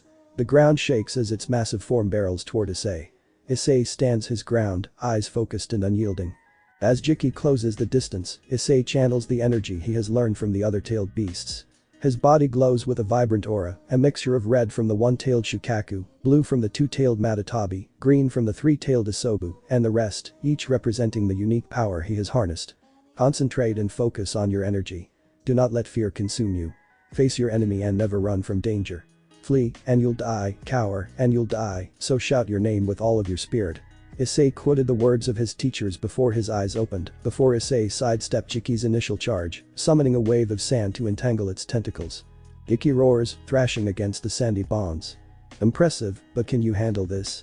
Jiki's tails whip around, shattering the sand and sending shockwaves through the air. Issei quickly forms a barrier of blue flames, absorbing the shock and countering with a blast of steam-infused water. The collision of elements creates a dense mist, shrouding the battlefield. Issei uses the cover to his advantage, moving with the enhanced speed granted by Chmei's training. He appears behind Jiki, landing a powerful strike infused with the corrosive energy of Seiken. Jiki roars in pain, the corrosive energy eating away at its tough hide. You have indeed learned well, but the true test lies ahead. Face me with all you've got. The battlefield trembles again as Jiki unleashes a barrage of energy blasts from its tails. Issei counters with a fusion of his learned techniques, creating a swirling vortex of elements. Sand, water, fire, and steam, combining to form a formidable shield. The energy blasts are absorbed and redirected, exploding harmlessly in the air. Issei then channels the raw power of Sun Gok, enhancing his strength, and leaps onto Jiki's back, delivering a seismic punch that sends shockwaves through the ground. Jiki crashes to the ground, momentarily stunned. However, before Issei could catch his breath, the air around him grew heavy. A powerful aura fills the space, and from the depths of the forest, the nine-tailed beast, Kurama, emerges. Its presence is overwhelming, its 9 tails flicking with latent power. Well done, Issei. But now you face me. Prepare yourself. Kurama roared as the ground beneath Issei cracked under the sheer pressure of Kurama's presence. Issei stands tall, his body glowing with the combined energy of the 7-tailed beasts he has mastered. Kurama's eyes narrow, recognizing the amalgamation of powers. You carry their strength, but can you wield it against me? Kurama lunges, its speed astonishing for its eyes. Issei reacts instantly, forming a barrier of interwoven elements to absorb the impact. The barrier shatters under Kurama's assault, but it slows the beast enough for Issei to counter. Drawing on Matatabi's flames, Issei engulfs his fists in blue fire and charges. He weaves through Kurama's attacks, landing blows that sear the beast's fur and flesh. Kurama retaliates with a swipe of its massive tails, sending Issei crashing into the trees. Despite the pain, Issei rises, his determination unshaken. He channels the energy of Kakum, steam swirling around him, increasing his physical power. With a roar, he dashes forward, matching Kurama blow for blow. The forest around them bears the scars of their battle. Trees are uprooted, the ground torn asunder by their clashes. Issei combines his abilities in rapid succession. Sand to bind, water to strike, fire to burn, and steam to overwhelm. Each attack is a testament to his training, a culmination of the lessons from each tailed beast. Kurama's eyes glow with a mixture of respect and challenge. You're indeed worthy, Issei. But to truly master the power, you must surpass me. Kurama gathers its energy, forming a massive ball of condensed chakra. The air hums with its intensity. Issei feels the pressure but stands firm. He channels every ounce of power he has, his aura flaring with the combined might of all the tailed beasts. This ends now. You said it, Issei Haidu. Kurama shouted as Issei formed his sphere of energy, a swirling vortex of elemental power, while Kurama charged his tailed beast ball. But the final, mighty roar, the two energies collide, creating an explosion that lights up the entire forest. As the dust settles, both Issei and Kurama stand, breathing heavily. A moment of silence follows, broken by Kurama's deep laugh. You have indeed surpassed our expectations, Issei. You are now ready to wield the true power of the tailed beasts. Issei bows his head in respect, feeling the weight of their acceptance. He knows that his journey is far from over, but with the support and power of the tailed beasts, he is ready to face whatever challenges lie ahead. Then flashback. Oh. Didaoji. Can you both hear me? Issei asked before hearing his fellow delinquents reply to his message. We hear you loud and clear. What's the plan, Captain? Zo and Dadaoji replied before Issei told him his plan for the Coliseum, which excited them both as well before all three of them met their enemies at their homes. Issei didn't say anything as he then snapped his fingers, opening a rift behind the three enemies, and had the 80 gods vacuum attack technique, dragged them all to the Coliseum, where Issei looked to see Dadaoji and Zo seem passive, as they were dropped into the arena, while Hyuga, Himura, and Siegfried were planted into the ground. You three are really being a pain since it's been a long day, and we don't have time to deal with your bullshit excuses, so skip the pleasantries and tell us what you want, Zo said while typing on her phone that she'll be a bit late coming back home to her mother before Hyuga approached them. I do apologize for coming off as a threat, but we intended to observe your skills before coming forward with an offer that we wish to extend to you all, Hyuga said before stabbing his spear into the ground. And what exactly is this offer? We are part of an organization that wishes to. Hyuga stated before Dadaoji stopped his sentence. Nope. Hyuga, Himura, and Siegfried were caught off guard by this until Issei took over. Apologies for her fast response, but we aren't exactly interested in being part of any faction or group that wishes to go against them. So, no thanks. Issei said before crossing his arms. His third eye appeared on his forehead, shocking the trio of intruders before Issei smiled at them. Now go to sleep, Issei whispered under his breath until the three collapsed on the ground. The Genjutsu attack had unharmed Issei, Zo, and Dadaoji.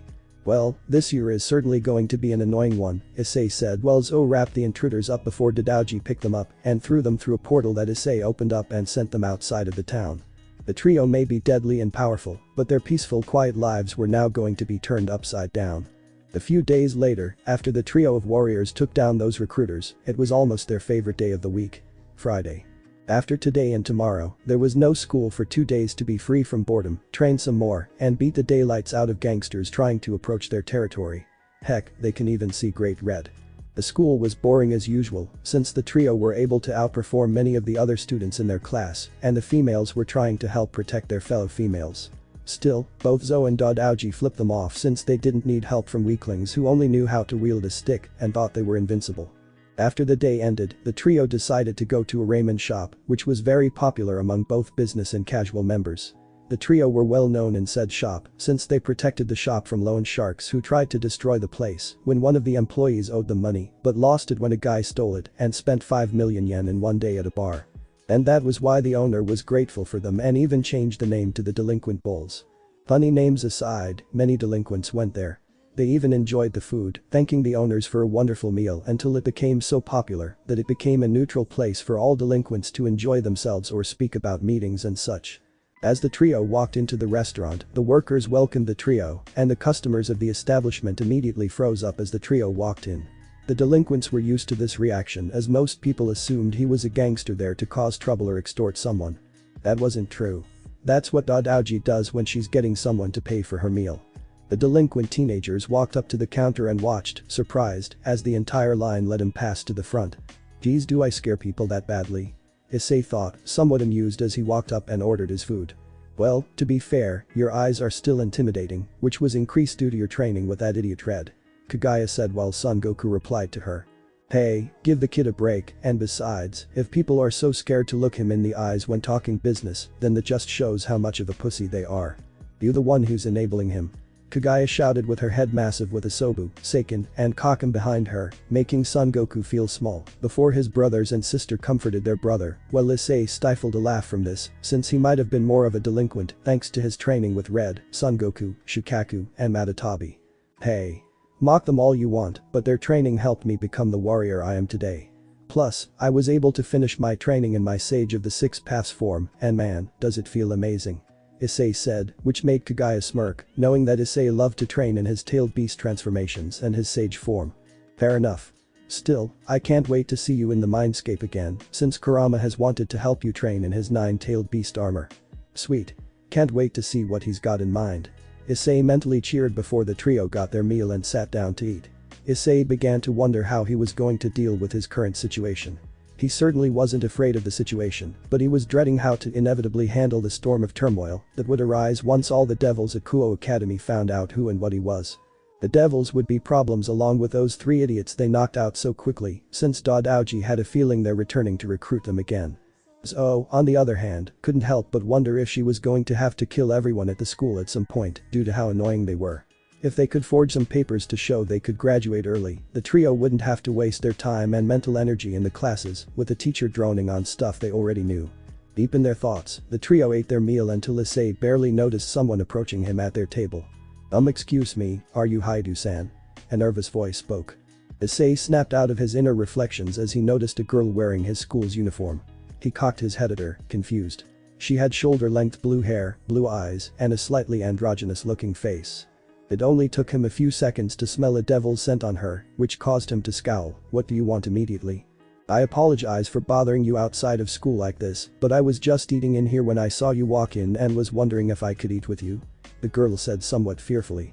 The girl was holding a plate of her food with a bowl on it that was shaking a bit, but the fact that she was brave enough to ask him something like that was rather remarkable, in his opinion. Issei and Dadaoji were almost surprised she would even try, considering how aggressive Issei and Zo were with Sona Citri, one of the devil princesses in the school. "Why? Did the president put you up to this? What does she want?" Issei asked with serious eyes. "Yes, but I didn't expect to see you today. I was going to talk to you at school tomorrow, but since you're all here, I just thought maybe I could talk to you all now. We didn't want to upset you or make you, so can I please sit down with you guys?" The girl couldn't really find the words to express her thoughts as she looked around desperately. "Just sit down already. People are staring," Zo said, somewhat annoyed by the devils feeling the need to put themselves in their lives even outside of school. Issei and Dadaoji immediately sent death glares to several gawking onlookers, causing them all to turn around or look away. The girl sat down eagerly and placed her food on the table in front of her. There was pure silence for a moment as she ate a bit of her food. She snuck a glance up at Issei after a few moments and blushed heavily. She was surprised, however, when she noticed he wasn't even paying attention to her. She nervously fiddled with her food as she waited patiently for Issei to say something. Issei was lost in his thoughts again as he passively ate the rest of his meal, while Dadaoji rolled her eyes and listened to some of the annoying people around their table. "Is that poor girl dating that punk kid? How unfortunate," Dadaoji heard an older woman say from across the room.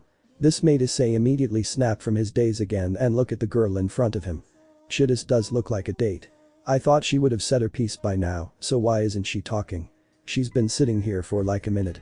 Issei wondered until Dadaoji decided to save her partner. "Are you just going to sit there and say nothing? If you have something to say, girl, spit it out already," Dadaoji said, shaking her head at the girl who joined them. Finally, after Dadaoji broke the ice for her, the girl looked up and spoke. "Sona asked me to give you a message. Sona Citri wants to meet with you all and talk to you three about something important." "It took you that long to tell me that. Why did you need to sit here and eat with me then?" Issei immediately questioned her. She looked away, embarrassed. Listen, you can tell that stuck-up princess to come ask me herself. Why would she send you to deliver some useless message to me? Was she too afraid to ask me in person?" Issei said with some hostility since he had seen this before when rival gangs sent a messenger to them because they were too scared to see them and challenged them to a duel which resulted in the whole gang getting their asses handed to them. "And no, I asked her if I could go instead," the girl said shyly. "I don't know if that's brave or stupid." Matatabi pondered before Isobu replied. "The Citri girl may wish to see if we are a threat to her territory, even though she isn't in any position to make threats to us," Isobu said, knowing that the Citri girl was weak in terms of water magic since her powers were simple party tricks compared to what both Isobu and Kakum were capable of. Issei crossed his arms and stared at her. "Do you have a death wish or something? Why would you want to talk to us willingly? I was really curious about you all, especially you, Issei Haidu." The girl finally found her spine as she began to speak normally. "Is that right?" Issei said, looking at her intensely.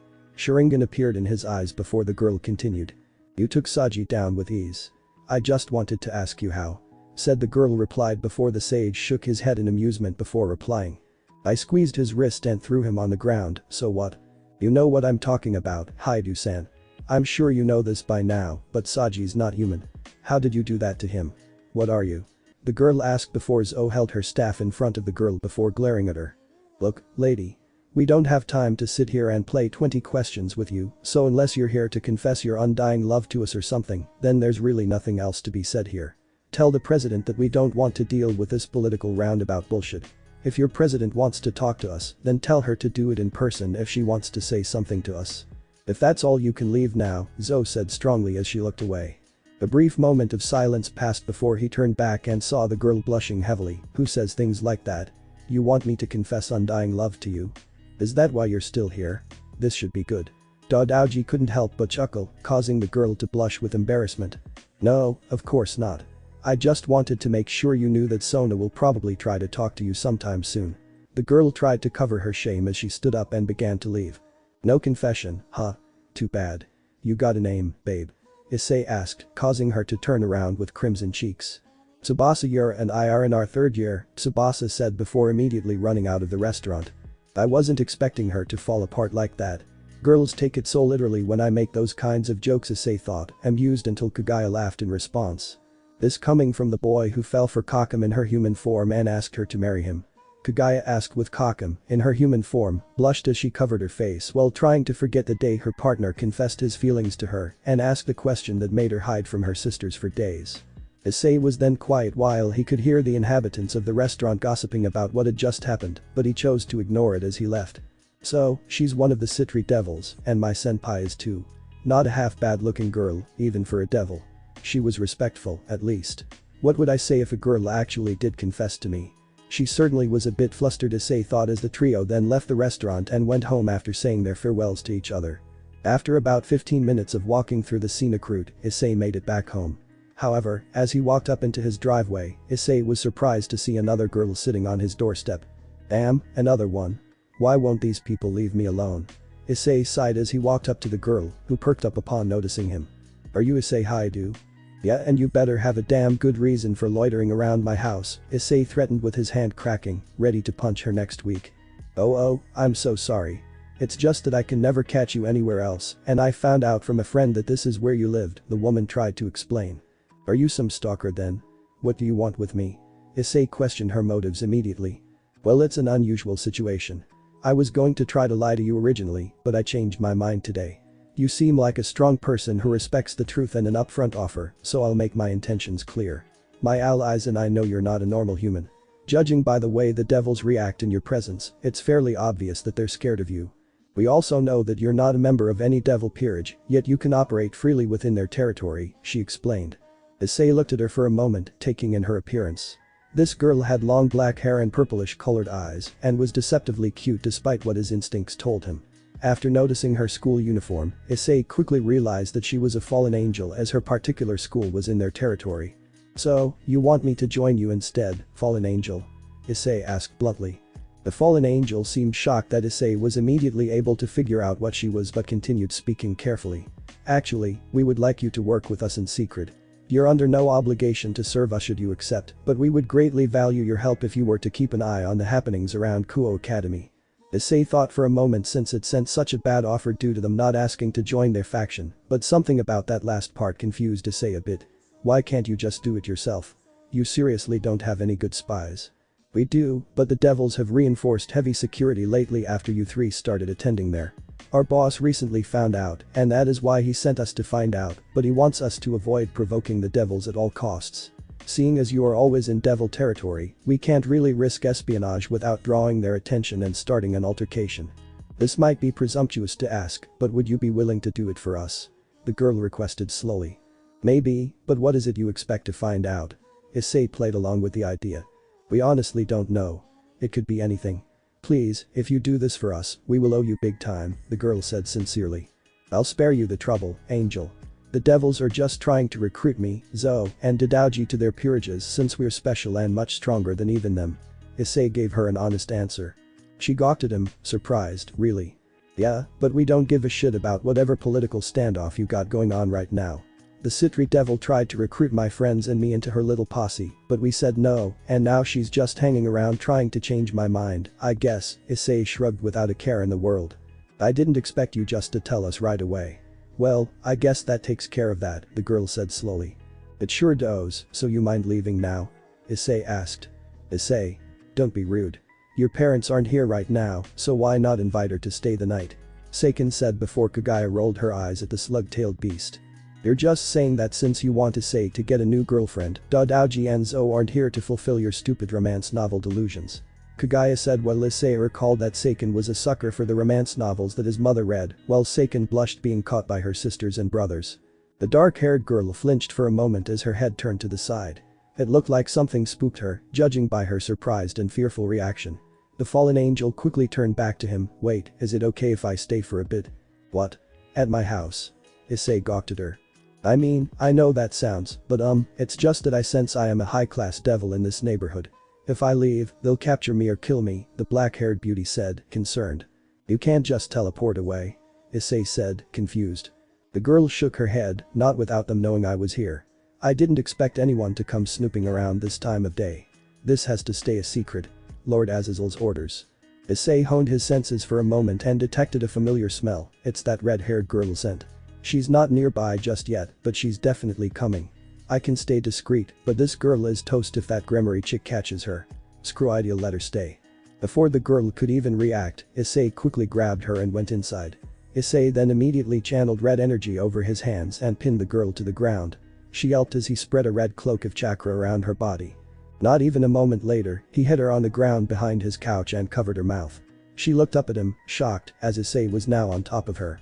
He raised a finger to his lip before standing up and quickly sitting down on the couch in front of the window. It seemed to be just in time, too, as he could now sense the red-haired girl watching him from outside the window. He pretended not to notice her as he turned on the TV and started watching Draig's soap All Z. This must have clearly bored the devil girl because she left a few minutes later, much to his relief. Once he was sure she was gone, Issei spoke up, "You can get up now, angel girl." The dark-haired fallen angel stood up, relieved, and immediately let out a breath she had been holding in. Damn. You really saved my ass from that little red devil bitch. It would not have been good if she had caught me out here. If the devils found out that we were snooping in their territory, it would lead to conflict, and then Lord Azazel would probably punish us if we survived, the angel said as she collapsed on the couch next to him. That Gremory girl doesn't look that tough, was all Issei said as he kept watching his favorite show. They call her the crimson-haired ruin princess, since she's supposedly related to one of the four satans, the fallen angel explained. I guess it's good she didn't find you then, the Kama of Kaguya replied with a grin. How did you do that? Did you conceal my power from her? The angel asked, confused, because she should have been able to detect me at that range. She definitely would have had I tried to teleport away. You're lucky. I appreciate your honesty, or I would have let her catch you out here. Good behavior deserves a reward, so that's the only reason I helped you, Issei said, looking at her intensely. The fallen angel looked at him curiously. Do you conceal your power from the devils? Is that how you're able to operate in their territory freely? Pretty much, Issei replied as he turned his head back to the TV. You're a dragon, then. Why is a dragon in this town, and why would the devils want you to join her? The girl asked inquisitively. Issei glanced over at her again with a coy look in his eyes. You ask a lot of questions, fallen angel. You're lucky I told you as much as I did. You already know more than enough about me. Pretending to be a dragon might work best, since she's probably feeling the power I got from Red, which would explain why she thinks I'm a dragon. Issei pondered in his mind before hearing the girl speak. I'm guessing the devils don't know you're a dragon then. They would have tried recruiting you into their foul dens if that was the case. Just out of curiosity, why haven't you aligned with them? The dark-haired girl asked with anxious eyes. Because devils are always causing drama and they're way too obsessed with status and titles. I see how they treat each other and I don't have any interest in all that political nonsense. If I worked for them, they would talk like this. Oh, lesser pawn, I detest your abhorrent attitude and rebellious disposition. Don't you know that my family is rich and I'm a high-class devil? I'm so important, rich and powerful. Did I mention how important I was and powerful? Oh, you couldn't even begin to grasp the majesty of my position. I'm so special. Issei imitated a posh, effeminate voice with an exaggerated moan at the end, causing Rainer to laugh hysterically. Ahaha. You're pretty funny. I expected you to be way more serious. Kalwerner said you're really mean and serious all the time, the angel laughed. Issei cocked his head at her. Kalwerner? Is she one of your friends? More or less. She's part of my team. She's the one who watched you the most out of all of us, the angel explained. So that's what that bird smell was, Issei said aloud as he recalled detecting a strange scent the past few days. He wasn't used to dealing with fallen angels, so he was still getting familiar with their smell. My name's Rainer, by the way, the young woman said with a soft smile. Geez, and I thought Kalwerner was a weird name. Your name's Rainer? Issei laughed at her. Rainer looked at him, embarrassed. What? It's not weird. It's an angel name. Tell me you don't go around Japan telling people that your name is Rainer. That would be rather funny, Issei chuckled. Well, I do have an undercover name here, Yuma, Rainer said slowly with a bit of shame. That's a cute name. It matches you, Issei laughed. It does? Wait, you think I'm cute? Rainer asked, surprised while the male-tailed beasts were cheering in his head, with Son Goku counting his winnings, while Isobu shook his head in amusement. At the same time, Kurama and Jiki laughed at their little brother's charm, attracting another woman to his future gang. "If I didn't know you were a fallen angel, I'd say so," Issei replied. She frowned at him, "So me being a fallen angel makes me less attractive in your eyes?" "Yes," Issei answered bluntly. Rainer seemed a bit sad from his comment as she looked away. HMPH, yeah, that's nothing new, I suppose. Everyone hates my kind, even dragons, apparently. If I hated you, then you would be dead right now, Issei shook his head. The fallen angel's self-esteem plummeted as she looked down. "Well, for what it's worth, I think you're cute, dragon half-breed or not. They must have seen my parents recently if she assumes I'm a half-breed," Issei deduced mentally. At the same time, the female-tailed beast shouted at Issei for being so rude to her, while Kaguya didn't seem to mind, since she respected the girl for her honesty, but didn't think she was good enough for her and partner. Issei chose not to acknowledge her comment about finding him cute, much to the fallen angel's disappointment. Rainer looked at him for a moment before smiling. "Well, I guess it's safe to leave now, but I feel like I still owe you." "Don't sweat it, Rainer. Just tell your people not to bother me," Issei replied, distracted. She looked away for a moment before speaking again. "You mind if I stay for a bit longer?" "What are you scared of, the big bad devils out there?" Issei asked while he made fun of her before Rainer looked at him pridefully. "Of course not. I don't feel like going back to base yet." "Yeah, I wouldn't want to sleep in a church either," Issei jokes, causing her eyes to shoot open. "You know where our base is," Rainer said, shocked. "I mean, where else could it be? That church is on your side of town, and it's the only place I know where angels would bother putting up barriers," Issei deduced, while the tailed beasts agreed that it's the most logical place where a fallen would go to avoid devils. "Fair point," Rainer said, trailing off since she had no idea how to continue the conversation due to Issei was now fully interested in Draig's so ballsy. Rainer stood up awkwardly and stared at him, waiting for his answer about whether or not she could stay.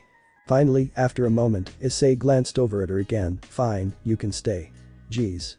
I can't believe you're so worried." "I'm not worried. I feel like I still need to leave. You know, in case she comes back around," Rainer trailed off. "You hit. Whatever you say. Do you mind sitting down then if you're staying?" Issei said, trying to look past her.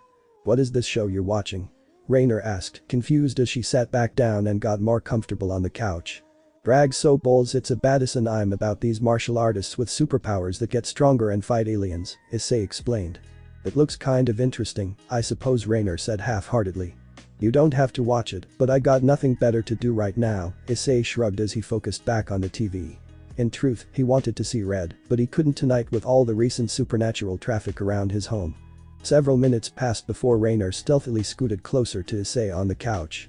She spoke up, confused, after a few minutes of watching it. "So what's happening right now in this show? What are those golden balls?" "They're trying to get the Draig soap balls so they can summon the dragon and make a wish," Issei explained. "Huh, a dragon that grants a wish?" she said curiously. Issei nodded. "Well, if anything could give someone a wish, it would definitely be a dragon. Or a tailed beast." "Aw. I knew Issei liked us, though, if anyone could better use them, then it would definitely be me," Kaguya said before an argument began with them all thinking they'd have a better wish than the others. Rainer said nothing else as she slowly began to gain interest in the anime. Several hours later. Issei and Rainer continued watching the show for hours despite Rainer's initial reservations. Issei found it almost amusing how into the plot she was starting to get. Rainer shook her head in annoyance. "I can't believe these dumbest people keep wasting wishes on bringing their friends back to life. Why waste a wish on saving some half-ass friends that don't do anything relevant?" "Yeah, I've always wondered that too, but the moral behind their actions is more along the lines of earning one's power and being selfless, I guess. It's hard to really know what you would actually do in that situation. Wishing for a friend to come back is noble, at least," Issei noted. "Too bad those Draig soap balls aren't real. I'd love to have a wish," Rainer said slowly. "What would you wish for?" Issei asked curiously as he glanced over at Rainer. "Probably more power or invulnerability since I'm kind of weak for a fallen angel, to be honest," Rainer answered shamefully, which did earn some points in Kaguya's book since she thought that perhaps she and the others could train her if she's a worthy ally in the future. Issei sighed before responding. "Yeah, but power is useless unless it has a purpose. Why would you want more power? Powerful people have more status and relevance in this world. They don't have to worry about being afraid or answering to someone else. It seems almost liberating," she said distantly. "It can be, but power without purpose won't really fill any voids in your life. The people at the very top are probably just bored," Issei replied. Rainer frowned. "What would you wish for, Issei?" What is it with people just casually addressing me by name these days? Issei sighed before he shook his head. I don't know, honestly it never really crossed my mind. You wouldn't wish for more power? There's nothing you would want? Rainer asked curiously. Nah. I wouldn't want to be more powerful unless I earned it myself. As for what I want. Well, I can pretty much get anything I want if I work at it, so why bother wishing for it? Issei replied with a grin. Rainer looked at him seriously for a moment. I have a question, Issei. How strong are you? From what I can tell, you don't really seem concerned about anything. You're not afraid of some Satan or Archangel coming after you or getting sealed in sacred gear or something. You're not afraid of that devil princess. Not really, no, Issei answered bluntly. You must be really strong then. I envy you, Rainer said distantly. Issei shook his head. You don't have to be super strong not to be afraid of something. Everything is a mindset, Rainer. You're limiting your potential by placing these restrictions and labels on everything. Real power is willpower. You should remember that. Goku has become the legendary Super Saiyan. Will it be enough to stop Frieza? Find out next time on Draig So Ball Z. The television announced super loud before the end credit song started playing. I can't believe I've been watching this weird show for hours, but I really want to know how it ends now, Rainer said, shaking her head as she looked at the clock on the wall. Yeah, it's pretty addicting after a while, Issei said, nodding as the next episode came on. I'll watch one more, but I should probably leave soon, Rainer said as she leaned back again before putting her head on his shoulder. Strangely, Issei didn't mind it, which made the guys snicker at their partner. At the same time, Kaguya was a bit jealous, but smirking at their interactions before seeing their hearts begin to flutter a bit, making the resident slug gush over it like a fangirl before the other shushed her before watching the show in front of them. The next day. Issei awoke the next day with a soft, almost feathery feeling around him. Man, when did these pillows get so feathery? So soft. Did mom and dad buy me new pillows?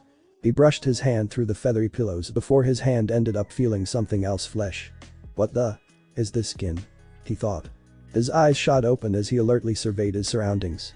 To his sheer disbelief, Rainer was curled against him with her wings wrapped over them both. They were both on the couch and had apparently fallen asleep after marathoning Draig So Ball Z all night. The sleeping Rainer held onto him tighter as he shuffled upright. Her wings were fully out and she looked slightly more curvaceous than he remembered. Her wings were incredibly soft and rather pleasant to the touch, much to his surprise. He had always wondered what angel wings actually felt like. Issei ran his hand over them, feeling the feathery wings again. This caused the sleeping Rainer to moan in her sleep as she nuzzled her face against his chest. After his initial grogginess wore off, Issei shook the angel's shoulder. Hey, Rainer, wake up. A what? Rainer said groggily as she opened her eyes before seeing their position. Oh morning, Issei.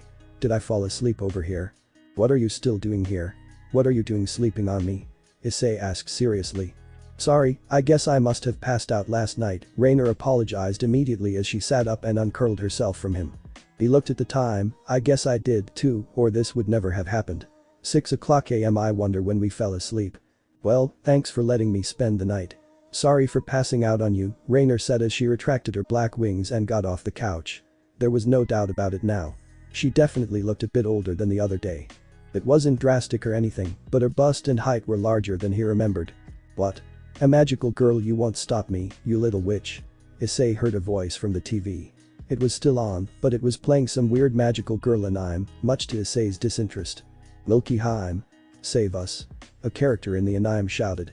Sparkle shine, your command is mine.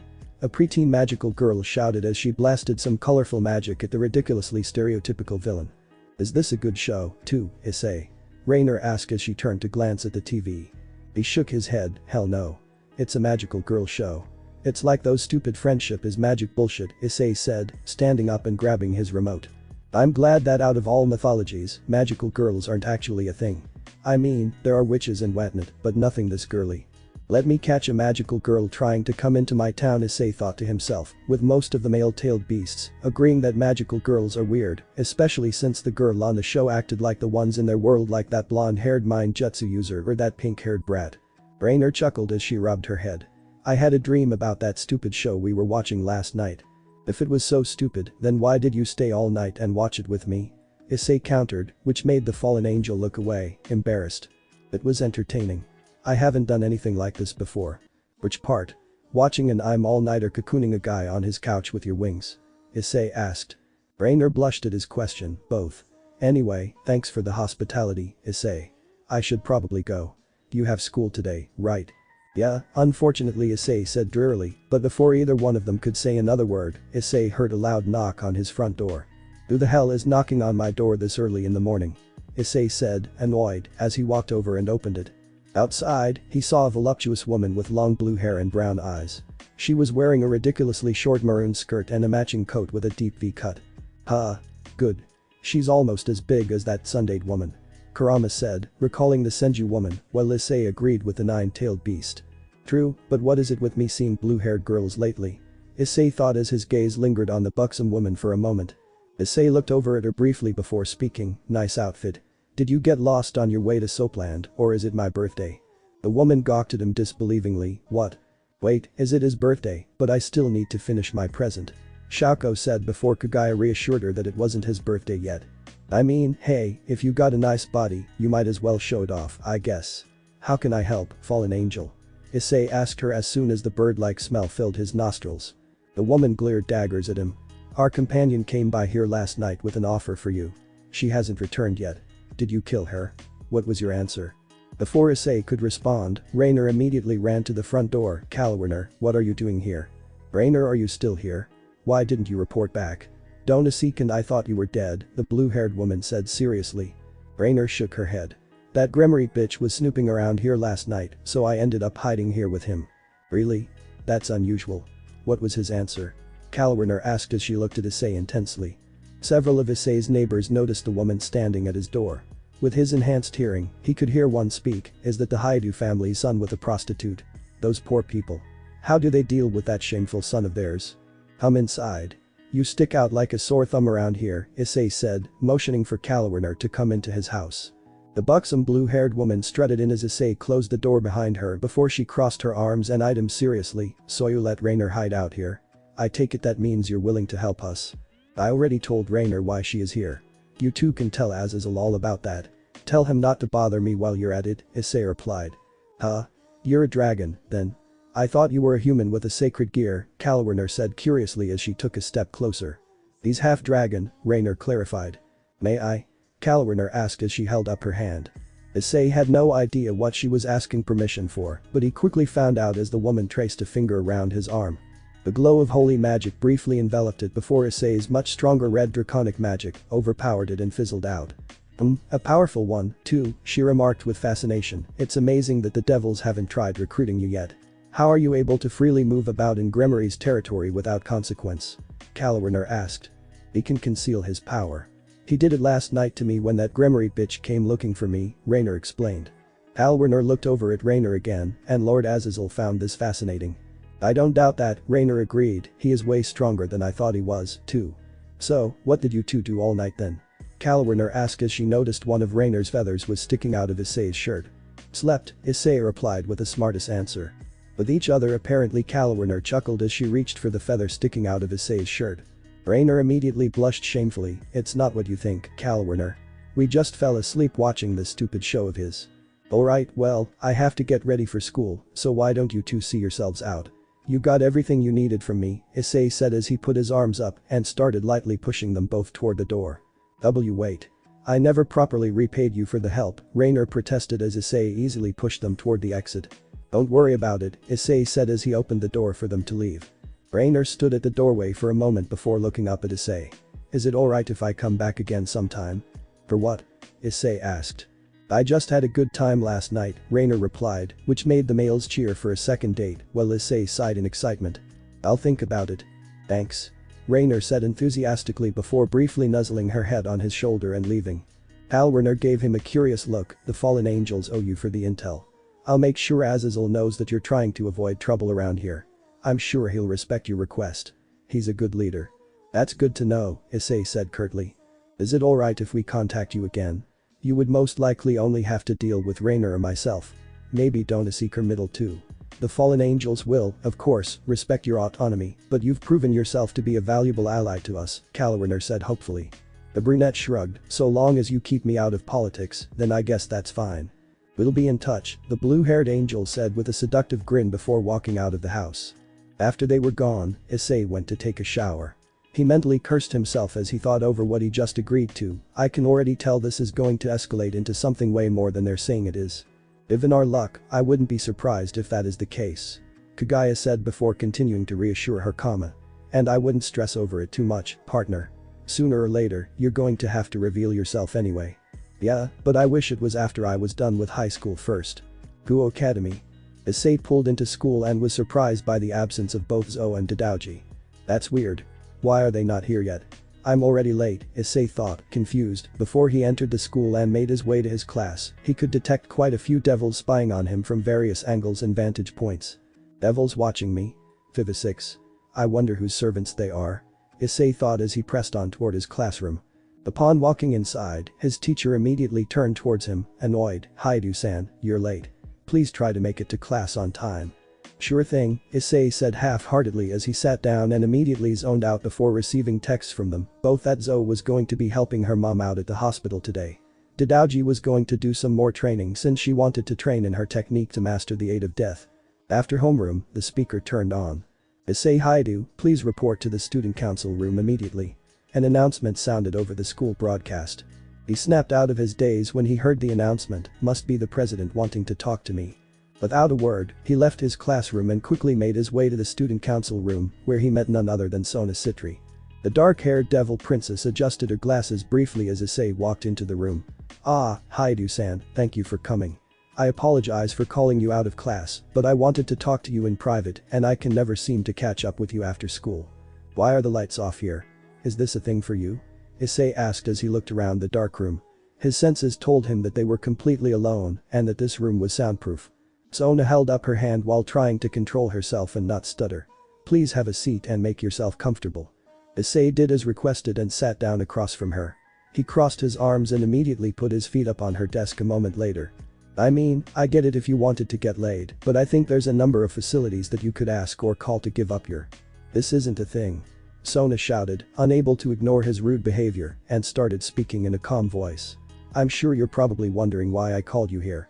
Yeah, your little blue-haired friend said you would contact me and my friend soon, Issei replied.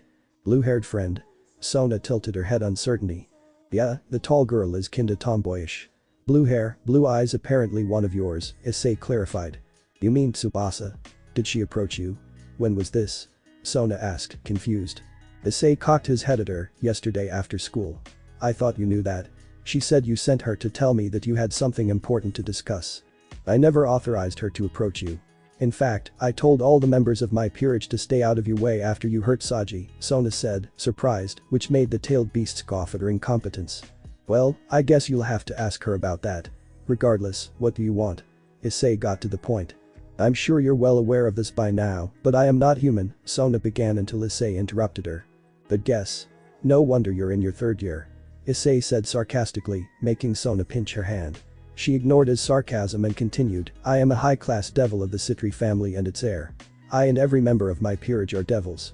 We mostly consist of the school council and a few odd individuals around the school. The Occult Research Club is part of the Gremory peerage headed by Ria's Gremory. You've no doubt seen her around school. She is a popular girl with long red hair. Getting to the point, Issei sighed in annoyance with the tailed beast snoring at this point before Kaguya woke them up. Very well. I want to ask you before anything else, what is your relationship with those new girls in this school? Sona asked. Zou and Dadaoji. They're my friends. What do they have to do with me? He wondered. Listen, Haidu-san. Sona said before glaring at him. I don't know what you are, and I've been very lenient in letting you do what you want around the school, but if I am to continue allowing you to stay here, then I feel I at least deserve a bit of trust on your part, Sona explained calmly and respectfully. Issei sighed as he agreed to this, fair enough. I suppose that's reasonable. Are you intending to finish high school at Kuo Academy? Of course, preferably without any trouble, Issei replied. That's good to know, Sona asked before asking about his social standing with allies. Do you have any allies? Sona asked him curiously. Issei shook his head, not really. I never needed any. Then I would like to make you an offer. Would you be willing to? Sona wasn't able to finish her sentence before Issei interrupted her. No thanks. I mean, don't get me wrong. For a spoiled little devil princess, you aren't half bad, but I'm not interested in being anyone's servant, Issei stated strongly. Sona sighed, wealth it makes things more complicated. If I can't protect you, then you're fair game. Fair game? For who? He asked. Lord Serziches is worried about the situation here and decided to send someone to keep an eye on the school due to you and your friends. I have no idea who it is or when they'll be here. So, it would benefit you to stay out of trouble for a while, Sona explained. Thanks for the warning, Issei replied as he stood up. Before you go, can I ask you a question? Sona requested. What about? Issei said as he looked down at her. Sona looked at him, somewhat confused. Is there a reason you're so opposed to joining my peerage other than not wanting to take orders? Do you have some inherent bias against devils? What's the point? I'm half dragon and human. What do I gain by joining your side or any side? Issei countered while sticking to his plan to pretend to be a half-breed. Our influence allies, to name a few reasons. Eventually, someone will target you if you're not careful. Without political backing, you won't have any support, Sona responded sharply. I'll take my chances, Issei said before making his way to the exit. He glanced back at her before opening the door. By the way, tell the Grimoire girl to stay away from my house. Otherwise. Sona's eyes widened in shock as she felt a massive aura leave Issei's body before he glared at her with the fury of 1,000 demons. She'll sadly disappear without a trace, Issei said before he closed the door and left. After his little talk with Sona, he decided to return to class despite not wanting to. The rest of the day progressed rather boringly, but at least nobody was bothering him, which was how Issei liked it, while he did miss his friends. End of the day. Issei let out a sigh of relief upon walking out of the school. He was getting so sick and tired of sitting around all day in classrooms. The day would be an awesome day to see Red. The big guy is probably wondering where I've been lately, Issei thought to himself as he smiled at the motorcycle on the rack before seeing a note on it. Dear Issei. I fixed your bike and made it even better for your style. Stay calm since I still want to race you in the dimensional gap. Signed, the most baddest being in the world. R. Issei smirked at this while Kaguya groaned. Oh great. It's that death trap again. Oh, you're just scared because you didn't like it when I popped a wheelie. I saw my life flash before my eyes, Kaguya said while hugging herself since the day she almost died. Again. Issei snickered at her response before he got on and began to drive off. With eager exhilaration, Issei drove as fast as he could back home. Unfortunately, he caught some bad traffic about 2/3 of the way there. The bunch of cars and other vehicles were backed up, much to his anger. He growled as he aggressively revved up his motorcycle. Move it. Looking over towards the sidewalk, Issei could see a lot of people wearing cosplays walking in the direction where traffic was jammed. His eye twitched for a moment. Is there a convention going on or something? Seriously, what the fuck is this? Several seconds passed as Issei began to boil in anger, which was a side effect of being around many reckless and easily angered individuals. I hate traffic. Without even a shred of concern for the consequences, Issei immediately fired up his bike and drove onto the sidewalk, bypassing the countless immobile cars in traffic. Woohoo. Son Goku, Shukaku, Kurama, Jiki, and Matatabi cheered in excitement as they loved the feeling. In contrast, the others were huddled with Asobu, trying to stay alive, even though they were much tougher. The people on the sidewalk all gasped and screamed as Issei shot them with deadly speed and aggression. His riding skills were masterful as he threaded the needle through the crowds of people on the sidewalk, thanks to his training in the dimensional gap, while avoiding multiple traps set by Shukaku and Red. When Issei finally reached the main intersection where the convention was taking place, he popped a wheelie and revved his bike as loud as possible, causing flames to erupt from his exhaust. His arrival scared nearly everyone around him as he pulled right up to the front of the convention building and stopped to find out what it was. Kuo Academy convention, huh? When did this town start having these? And why the hell is the traffic this bad? Issei thought curiously as he began to calm down. Hey, are you going to the convention? A cute voice asked, causing Issei to turn his head to its source. The girl with black pigtails and dark violet eyes ran across the street and was now standing next to him. She was beaming with enthusiasm as if she was having an amazing day. I would have asked you for a ride if I knew you were coming here. The girl said cheerfully, I saw you ride by on the sidewalk. That was so cool. Issei immediately glared at her when he noticed she was wearing a magical girl cosplay. He revved his bike up at her, hoping to scare the girl away, but much to his surprise, she seemed unfazed. I'm not here for the convention, I'm trying to get home, but thanks to this stupid traffic, I can't, Issei said, annoyed. Not if I just want to fly out of here and leave my bike. Or risk being seen carrying it, Issei mentally added. Well, that's a bummer, but if you're stuck here, why don't you just go to the convention? The girl suggested eagerly. Issei glared at her, I don't have a ticket and I sure as hell won't be waiting in any lines. Well, I'm here alone. My sister didn't want to come with me so I have an extra ticket. Do you want to go with me? You look like you're a lot of fun, she said as she generously held up a VIP ticket for him at the convention. Issei stared at her for a moment. This girl was gorgeous despite being a magical girl wannabe, but something about her looked familiar to him. She also reeked of some weird smelling perfume, much to his displeasure. I kind of have somewhere to be, Issei said as he looked for an opening in traffic. A huge crowd of people were watching him and this girl interact, much to his discomfort. Issei detested people staring at him like this. Please. The girl pleaded before Isobu spoke to Issei. Look. As much as I understand your desire to train in high school and that you should be enjoying yourself, what's the rush? It doesn't look like traffic is going to clear up until all these damn cosplayers get to the convention anyway. Plus, that is a VIP ticket, it looks like, and the girl is very generous. Isobu said, making Issei cave in after his talk. Aw, screw it, guess the dimensional gap can wait a few more hours. There we go, now have fun on your date. It's not a date. With heavy reluctance, Issei got off his motorcycle and sighed, I'll hang out for a little bit, but only until the traffic clears, though. Yay. The girl cheered with excitement as she waved her cosplay wand around, sparkle shine, your command is mine. Issei immediately felt embarrassed as dozens of people in the crowd cheered and were taking pictures of her and him by default. Thankfully, most of them seemed too afraid to get closer due to her proximity to the delinquent biker. Issei rolled his eyes at her as she handed him her spare VIP ticket. The moment he had it, he immediately started walking away from her and made his way to the front of the line. Hordes of jealous onlookers watched with disbelief as the asshole who just showed up on a motorcycle was now skipping the line to go straight into the convention. Hey, wait for me. The pigtail magic girl called out to Issei as she chased behind him. The males in the crowd seemed to be burning with even more envy at the sight of Issei not only skipping the line, but also having the cosplayer there following him around. Who the fuck is that pretty boy, ouch? Who does he think he is? Why is that beautiful, magical girl following a punk like that? Issei heard one angry guy mutter. Milky Heim, can we have a picture? An otaku man cried out anxiously. You look so amazing. The girl kindly waved to the onlookers and briefly posed before following behind Issei. As the two of them passed inside, they quickly noticed that the convention was packed. The pigtail girl's eyes lit up with excitement as she pointed at something. Look, look. They have Milky Spiral 7 figurines. Come on, let's go look at them.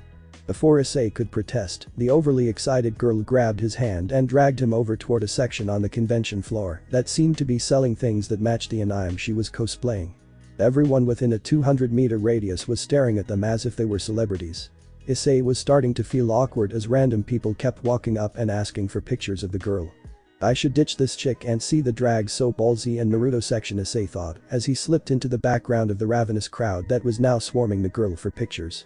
After about 15 minutes, I passed before Issei found stuff that was more up his alley. He looked over the new area for a moment. I should have plenty of money, but I don't feel like hauling a ton of stuff back home. Hothid banner would look really good in the garage next to my toolbox. There you are. A loud and excited voice announced as Issei felt someone jump on his back. What the? Issei said, confused, before realizing it was the black pigtail girl again. Would you leave me? I was so sad when I couldn't find you, the girl said in a cutesy, dramatic way. Huh. I knew girls would jump on him, but I didn't mean it literally. Shukaku said, making the guys laugh at their brother's situation, while Kaguya seemed to be staring at the girl's bust and compared it to her own. At least mine are real.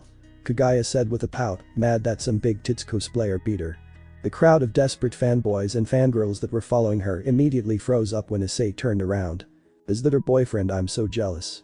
Some overly animated man cried out. Milky Heim, can we take a picture? Milky Heim. People kept calling out to the girl. Issei was now pissed off that these people wouldn't go away and growled, back off right now. The surrounding area went deathly silent as the crowd of people chasing after the girl on Issei's back were now scared. Issei cracked his fists and took a deep breath, get lost. She's taken enough goddamn pictures for you. The only way she's posing for another picture is if you go through me. Nobody dared to tempt Issei's fury as the crowd scattered like roaches in all directions. Despite her kind disposition towards the fans in general, the pigtail girl seemed somewhat relieved that Issei had sent them away. Are you going to get off me or what? Issei asked as he turned his head back and looked at the girl still on his back. She beamed and shook her head, no. I don't want to lose you again here. Especially if you're going to protect me. Why are you still hanging out with me anyway? Issei asked her, confused. Because I think you're cool. The girl said as she held onto him even tighter. The feeling is not mutual, Issei said, shaking his head. AWWW, you're so mean. The girl said with over-exaggeration. Man, that perfume she's wearing is overpowering this clothes, Issei thought, distracted before the girl gasped and pointed to another booth. Ooh, is that Draig so ballsy? We should go check that out. Issei looked back at her, surprised, you like Draig so ballsy? Who doesn't? The girl countered, beaming with excitement, which made Issei take a mental note. Huh.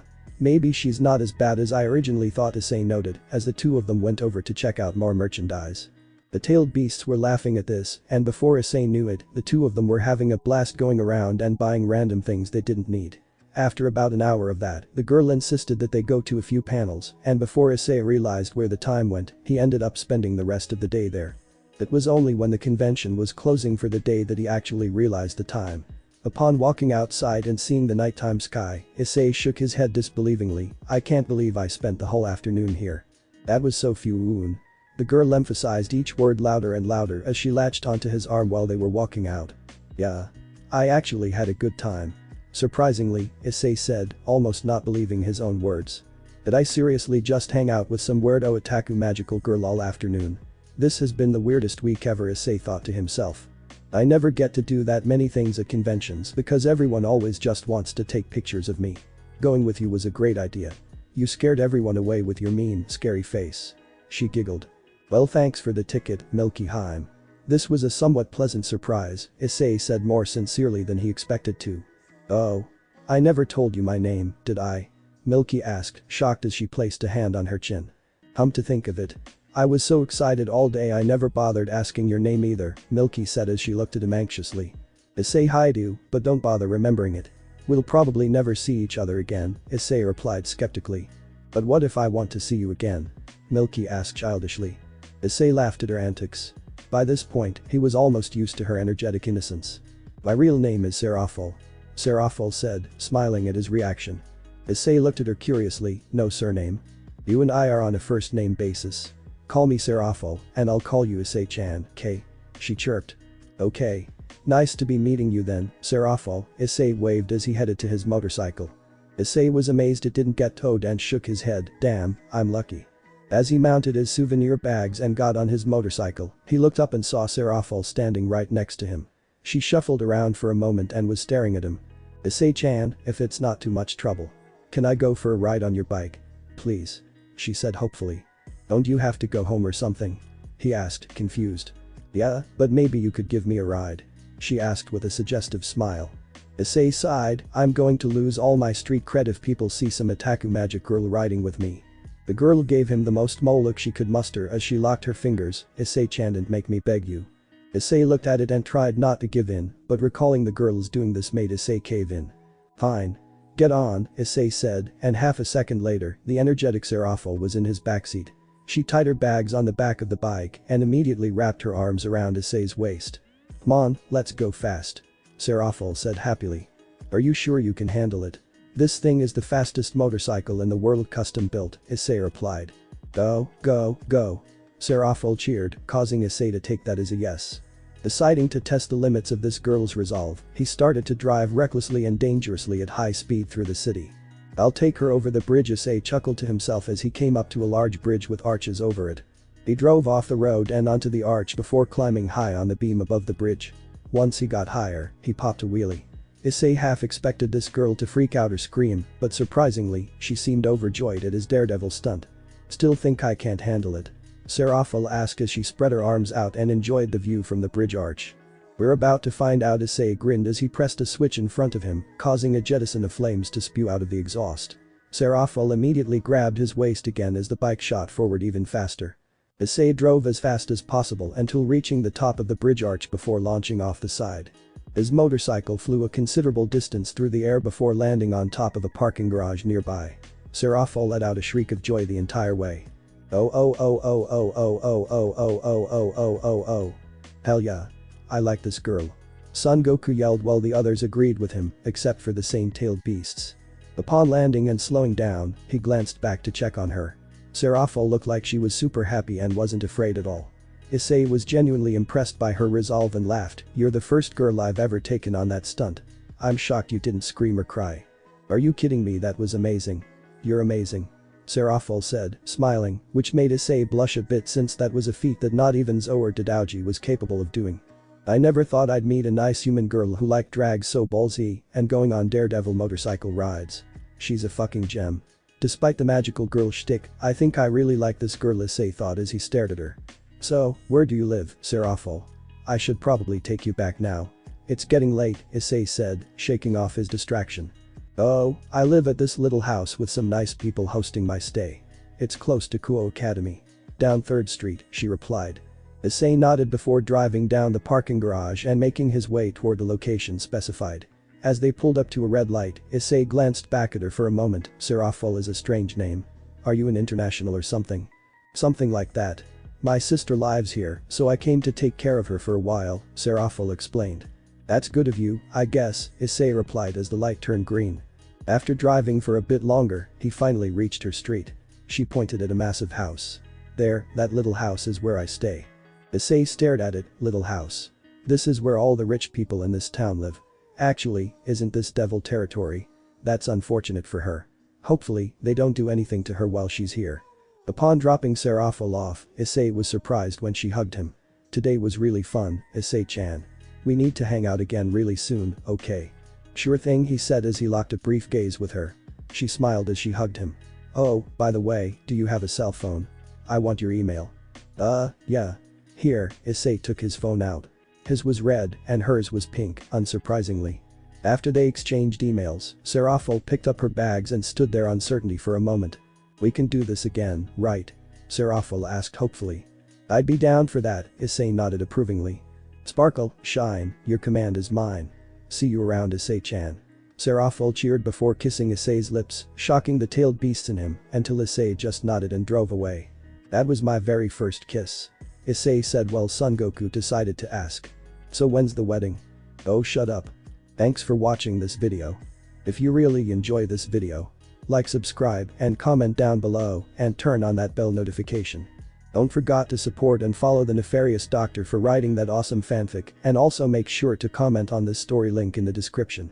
See you in the next video. Goodbye.